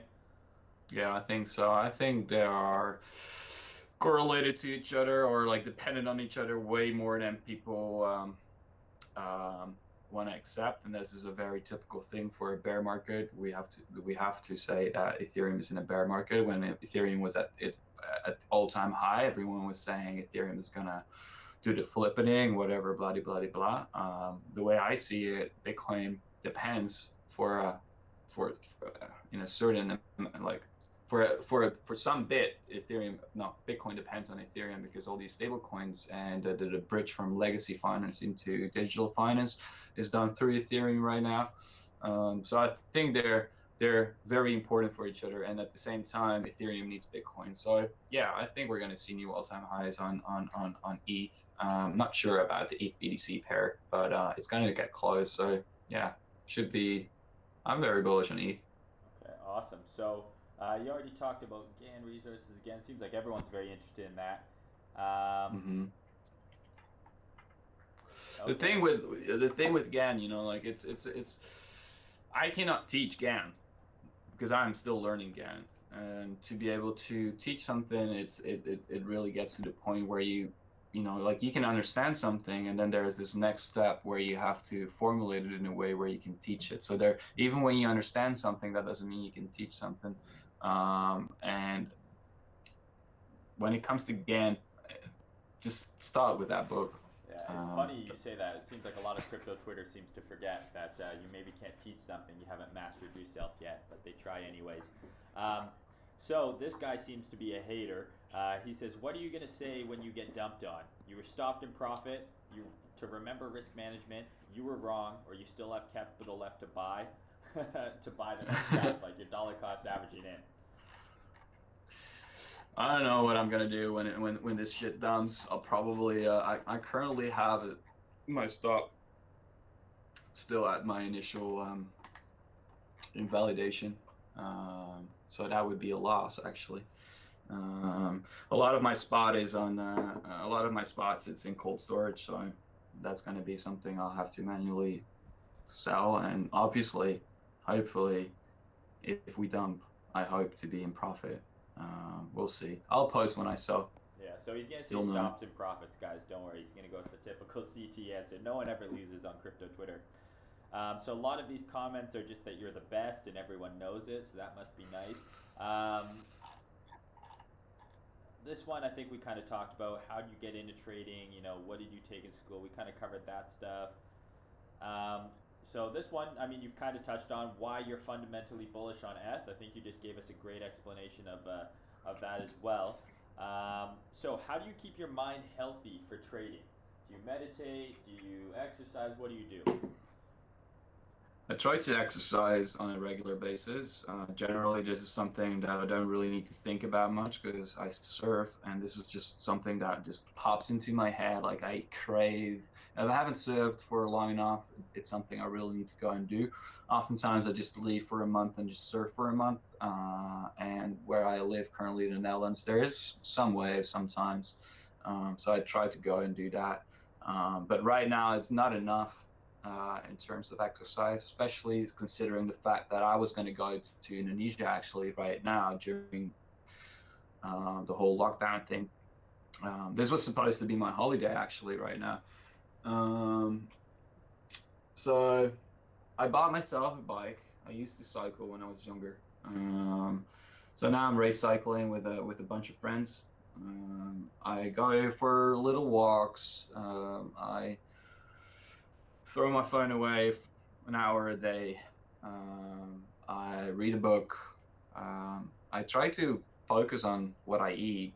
I think food is very fundamental to being happy.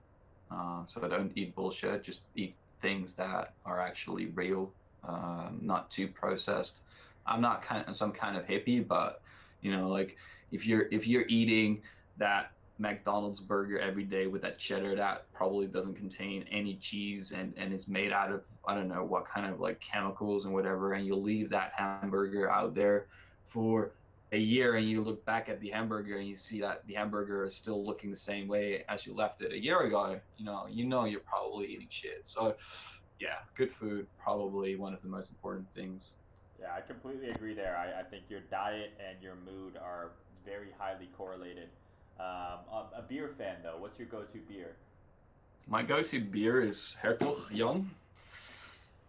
It's a Dutch beer. I won't try and pronounce that, but everyone can look it up. No, please do. No, and Hertog Jan, yeah. And I love, like, if it's just for regular beer drinking, it's Hertog Jan and Jupiler. And when it comes to like special beers, I love like a Duvel, which means devil, or Aflichem, which is another Belgian beer. There's a bunch of really great Belgian beers that we get easy access to. Yeah. But just regular drinking, Jupiler. So Yeah. it's a lighter kind of lager. It sounds like then something easy. Yeah, just a regular beer, but a really good regular beer. Nice. Okay. Yeah. Where I live, they have a big craft beer scene. So we got a lot of like really kind of flavorful, hoppy, dark, intense, sometimes fruity beers, and I'm like, it's wasted on me. I have no palate for that. I like just like a light, easy beer. So, when are you changing your name to Ethereum Jack? Is that something that you're considering in the future?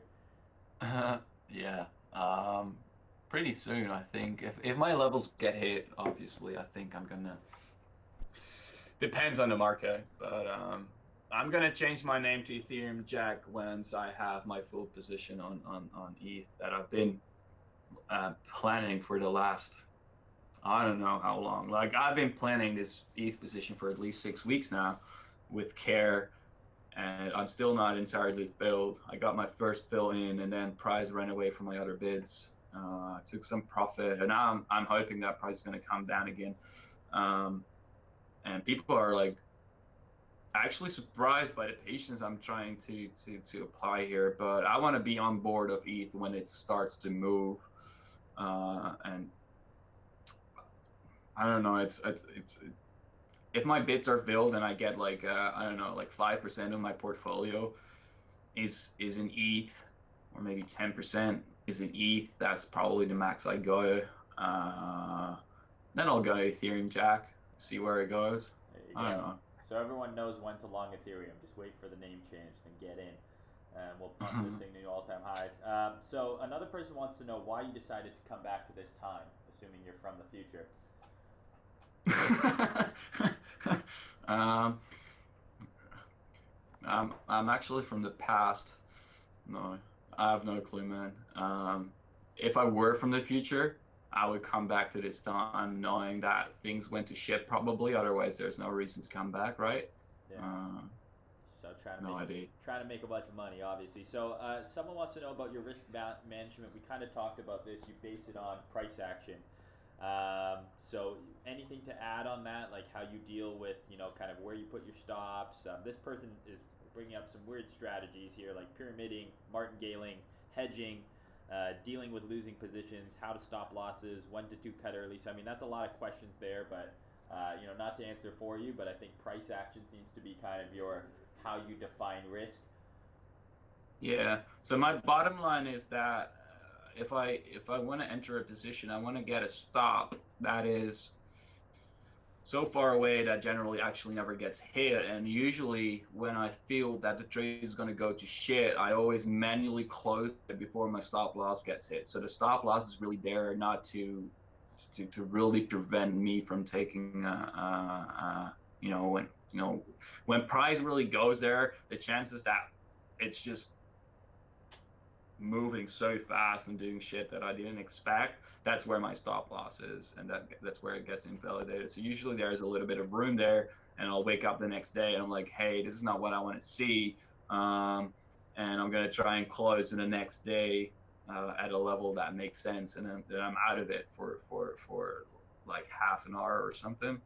And other than that, my risk management, like in terms of how much risk I take, because we didn't discuss that. I generally, if I'm just taking a trade that on off the hourly or the 4 hour time frame, where I expect to close it within a week or 2 weeks,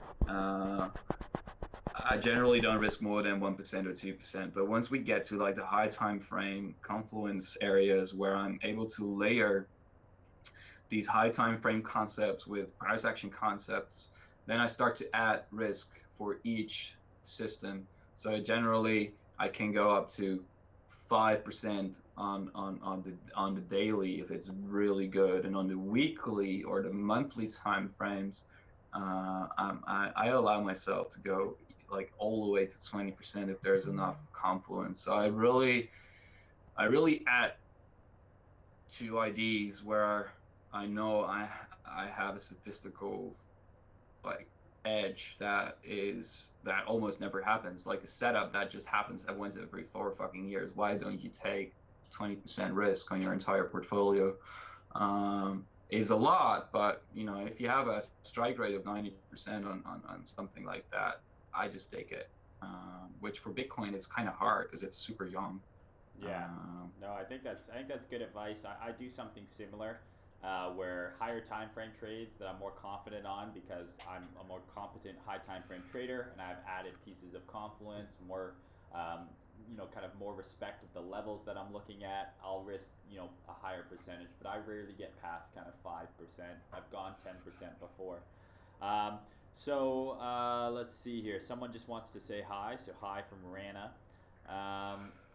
Thoughts on FUSD and FBTC at the next peak? I know you mentioned FBTC. You're not sure if that goes to all-time high again, but it gets close. What about FUSD? Do you have a price prediction there if Bitcoin's at 300K? I haven't charted it, so I don't have a number on my mind. My focus has really been with BTC, considering so back in 2018, I was really expecting Bitcoin to go sideways for some time, but if you zoom out, everything that has happened since then is kind of sideways. I mean, there's been some crazy gains, but it's still a high time frame consolidation. And my idea was to just compound these high time frame pivots into where I believe the final bottom was gonna be formed into the next bull run, and that's now.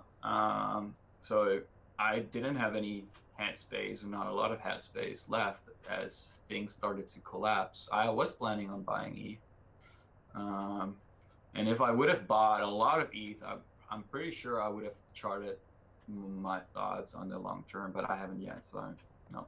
So No idea. we'll wait to see on that. So I mean, a couple of these questions we already kind of covered. You know, they're fascinated about your kind of esoteric and paranormal analysis. So you definitely gave us a good talk about geometrics, number theory, nature cycles. So that was kind of near the start of the conversation there. And you've also talked about your layering strategy a little bit, how you kind of layer the time analysis, the price action, and all these other factors to actually then determine a trade. This guy wants to know how you actually layer them all in a row and what order it is to actually find a trade. That sounds like giving away a little bit too much of your edge, maybe, I think. But that's up to you. Another one about alts that you hold and believe in. I think you kind of answered that as well. Let's see. So this one's kind of interesting. Okay, so what do you have any kind of creeds or spiritual beliefs, practices? Are you a religious person, anything like that, or are you kind of more of a science, fact-based kind of guy? I'm still searching, but I've started to believe, and this is something very recent, like last year, this year, last year, that I do believe our universe is constructed in such a genius way that there is some kind of creation, whether that is God, whether that not is not God, but our universe is so efficient, uses all this math to do everything in the best possible way. Um, I don't think that is, even though I believe in evolution or whatever, I don't think that just came into existence by time. I think that was there from the start. So that means there was something before that, something that created this entire thing. And if you look into, for example, this book, everything has a past. There's no way around the idea of that something that happens now was caused because there was a cause before that. So I don't know.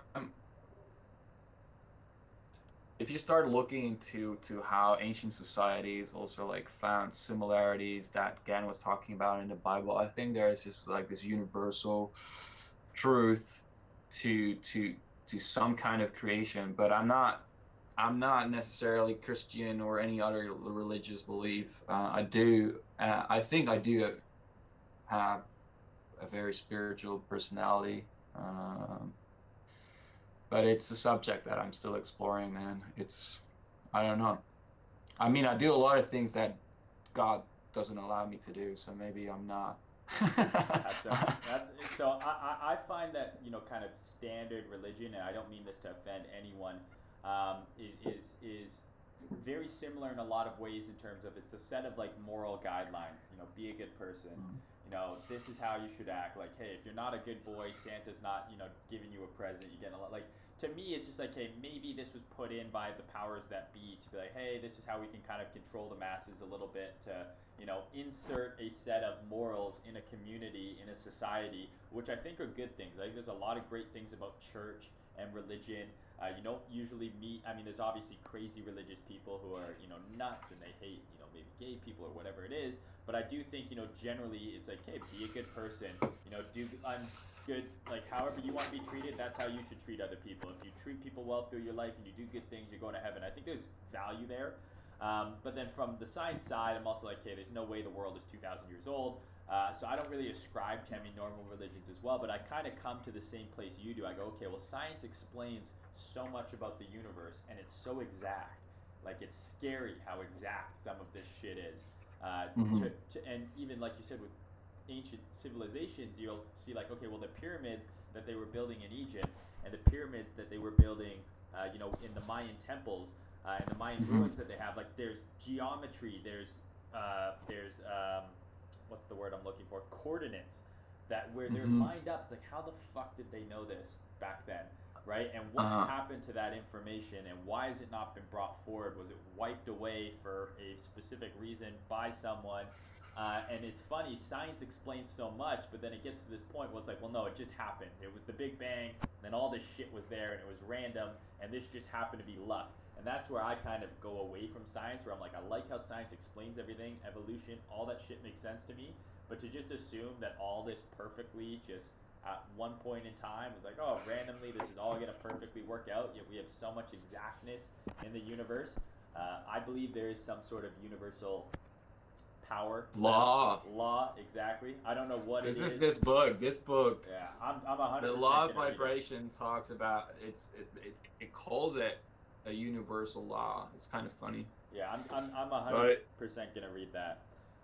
Yeah, I mean, and I've started to read into bits and pieces of the Bible, because this book talks about the Bible, and you're gonna find there is so much incredibly cleverly put together stuff in the Bible once you look past just the story, but also look at the numerological symbology used and the gematria in it, that the people who wrote the Bible somehow had some deeper understanding as well.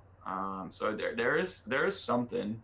There is definitely something we don't see, that we don't understand. I'm just not sure whether that is a god or whether that is something else, or I don't know, man. Like I am open to pretty much every idea on that part and exploring it, and I'm not saying this is not possible, that is not possible, because I simply don't know. And even Stephen Hawking, for example, like one of the most clever minds of the last 100 years, he also said, like, I cannot tell you whether God exists or not. I cannot tell you he doesn't exist, because I cannot prove one way or the other. And there's a lot of scientists who truly believe in the Big Bang and everything, who are also Christians. So, one thing does not push away the other thing. It's not a fixed, it's not. That's the part what I don't like about religion, or generally groups of people in this world, is that once you subscribe to ID 1, there's this other group that says, hey, you subscribe to that ID, now you're an asshole, I'm gonna fight you. Like, that just doesn't make sense to me, because a lot of these things, they just correlate to each other, or they have overlaps, or we don't know the truth. And in that sense, I think we should just be very careful with each other. I think part of that is negative is group think. Not looking at people as individuals, but collectivizing them into groups. Be like, you're part of this group, I'm part of this group, therefore we don't get along. I think the media has a major part to play in the divisiveness that we see in this day and age. A perfect example is the States. It's like, if you voted for Donald Trump, I don't care if we're neighbors, our kids go to the same school, we have everything in common, except for you voted for him and I don't like him, like, now I hate you. Because it's like a with me or against me kind of thing. And I think it's scary because, if you're kind of the red pill, that, the government maybe, and the powers that be are controlling our lives in a lot of ways, which I absolutely believe they are. It's very easy to control a group of people when you can kind of have them subscribe to, this group thing. Hey, fight each other, forget what's going on over here, focus on arguing with each other. And that goes for religion, for politics, for so many things. So I couldn't agree more. Yeah, I agree. So this guy says, does the devil come to you in your sleep and tell you to stop using his summoning circles on trading Bitcoin? Because it's not meant for that. Because I think he flashed one chart that looked a little bit like a pentagram. I don't know. What is that pattern called? I have not given it a name. So you made that? Yeah. Oh, interesting. That makes it even cooler. Well, once you name it, we all want to know. What's your biggest mistake / lesson you've ever had in your trading career? The biggest one? There's a lot. I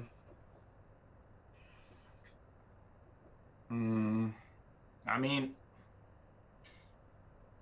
probably the biggest mistake you can make is where you're planning a high time frame trade and you get your entry and you get to be right about how the trend reverses or continues, and then you dive into the lower time frames and get caught up in that, sell it, whatever, and then you only wrote 20% of a huge motherfucking high time frame move because you got caught up in the low time frames.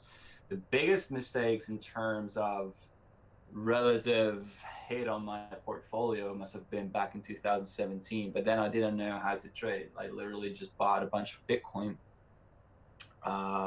and the next day, the first thing I did with that bunch of Bitcoin was to buy Ethereum because that was the white paper I read, right?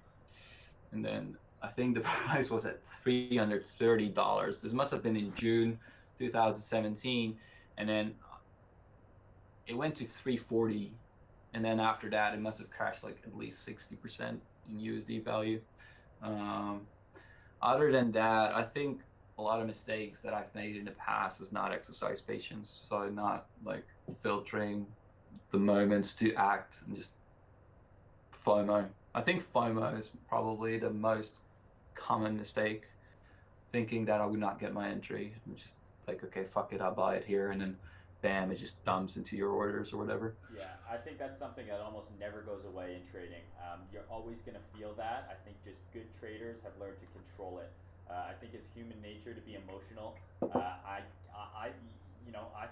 I unfortunately missed the leg from 7,800 to 94 there, and absolutely I'm staring at my chart going like, oh, this is just going to 12K. Like I should probably just market buy, right? And then literally the next, I'm like, but I've been doing this long enough. I'm like, no, you know what? Go to bed, have a beer, whatever.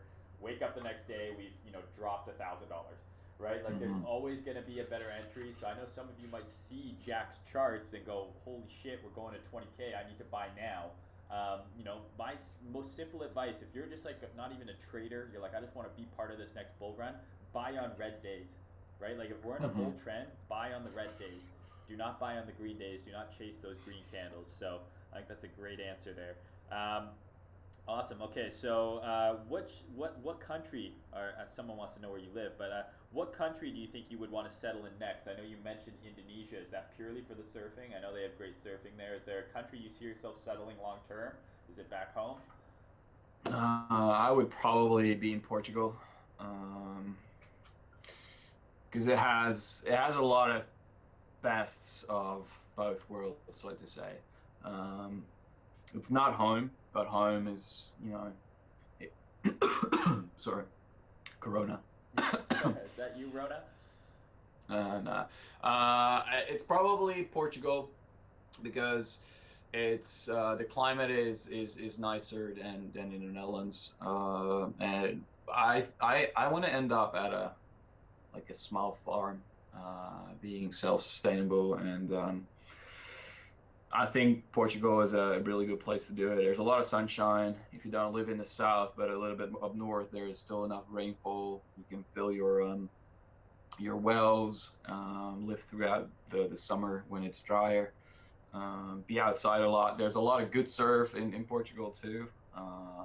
The water is just a little bit colder than Indonesia, and it's still, it's very civilized. It's very Westernly. I think the mindset of Portuguese people and the approach of the government is very, straightforward, very comparable to Canada and the Netherlands, to name a few. So I think if everything goes well in the next year or two, and maybe the global market is going to collapse a little bit further, maybe the housing market is going to get a little bit hit or whatever, I think that's going to be when I'm going to time buying a piece of land and build a house. Yeah. Very cool. I like that answer. I grew up on a farm, but I've kind of become a little bit more of a city slicker of late. But I just did go on a trip through Europe, and I spent some time in Portugal. It was awesome. I also really liked Spain.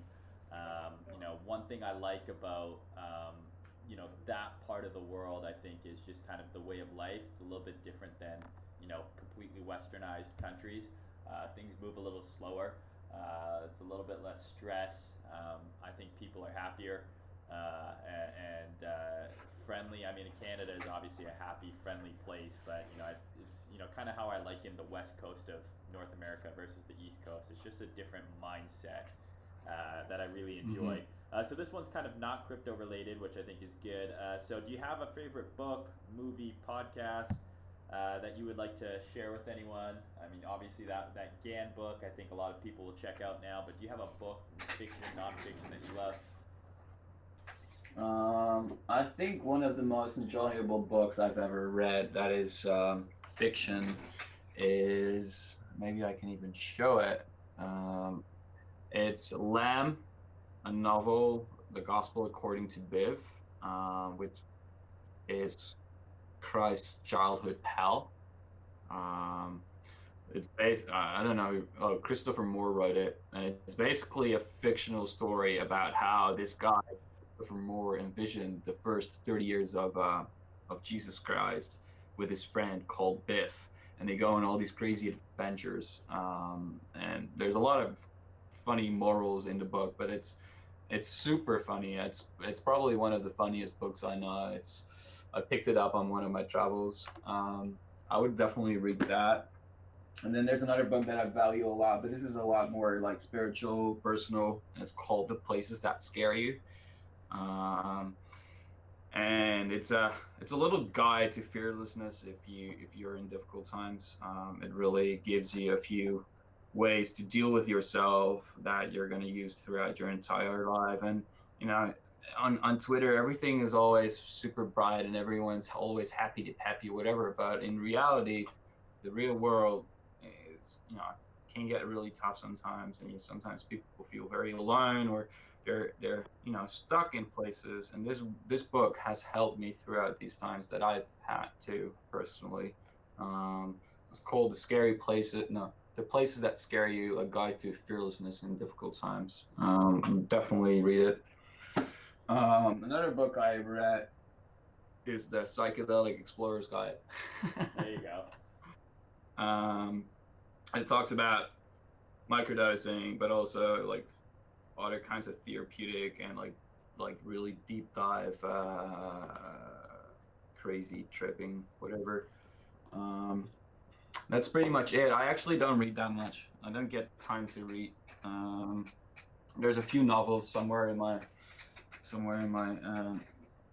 dad's place that I stored away that I enjoyed reading, but I would not be able to remember. But a lot of my time just goes into either surfing or some other form of exercise, reading charts, or reading about subjects on charts, which is a lot on the internet. I just Google shit. Yeah. Google's incredible. So I got a couple more here. Obviously, I know you want to drink a couple more beers tonight, so I won't keep you much longer. These are the last couple I'm going to ask here. This one I'm only asking because this guy says he's going to give me $100 if I ask. He says, do you know who Bitman is? And what do you think of him? Yeah, he owes you $100 now. I how do I answer this? Like, I don't know who he is. It's this guy on Twitter. He's been messaging me, and I'm trying to like reply to pretty much every message I get, unless like the first sentence is something I cannot understand or think like, hey, you're asking me something that I'm not going to respond to. But generally, if people ask genuine questions, I respond. And this guy is I don't know, he's on Twitter.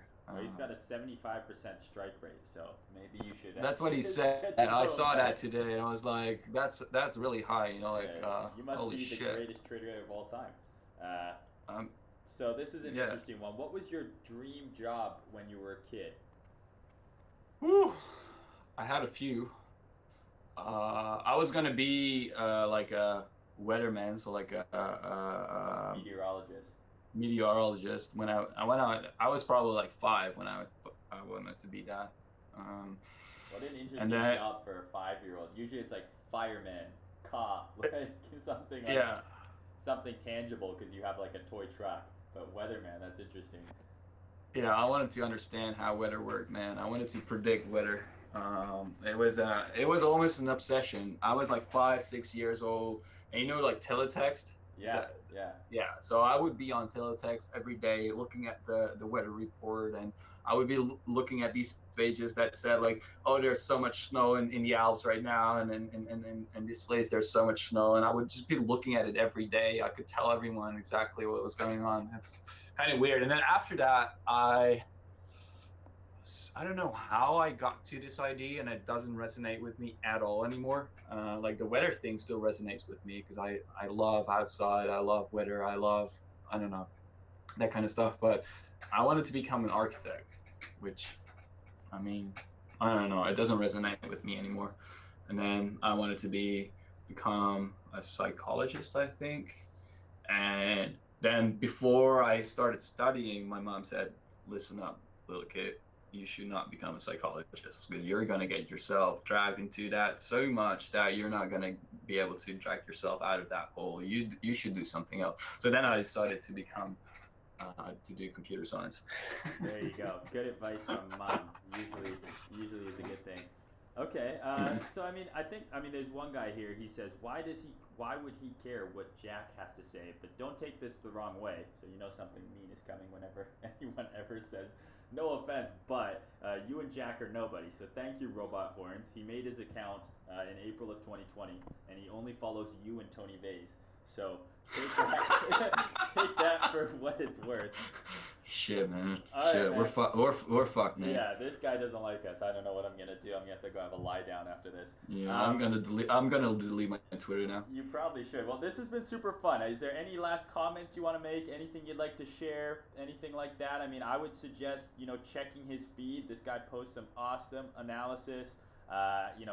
Very cool, unique way of looking at the charts. So, anything you want to share? Last kind of comments? No, I just want to thank you for doing this. Enjoyed it. It's also nice to connect. I don't connect with a lot of people out there on Twitter. Generally, I just do my own thing. So it's fun once in a while to do something like this. So thank you for that. Yeah, man. Well, thanks for coming on. I mean, this was super interesting for me, and I think a lot of people are going to find a lot of value. It's funny, a lot of the questions that were asked, we kind of just came over naturally, which I think is, kind of the best way to do these things. Just keep it free flowing and not too much structure. So I had a lot of fun. Obviously, anyone who's bullish on Bitcoin, watch this interview, right? And you're going to get excited because if things go the way Jack's saying, we're all going to be having girlfriends and buying yachts and Lambos. And if not, we can just join Robot Man here and just shame him off of Twitter.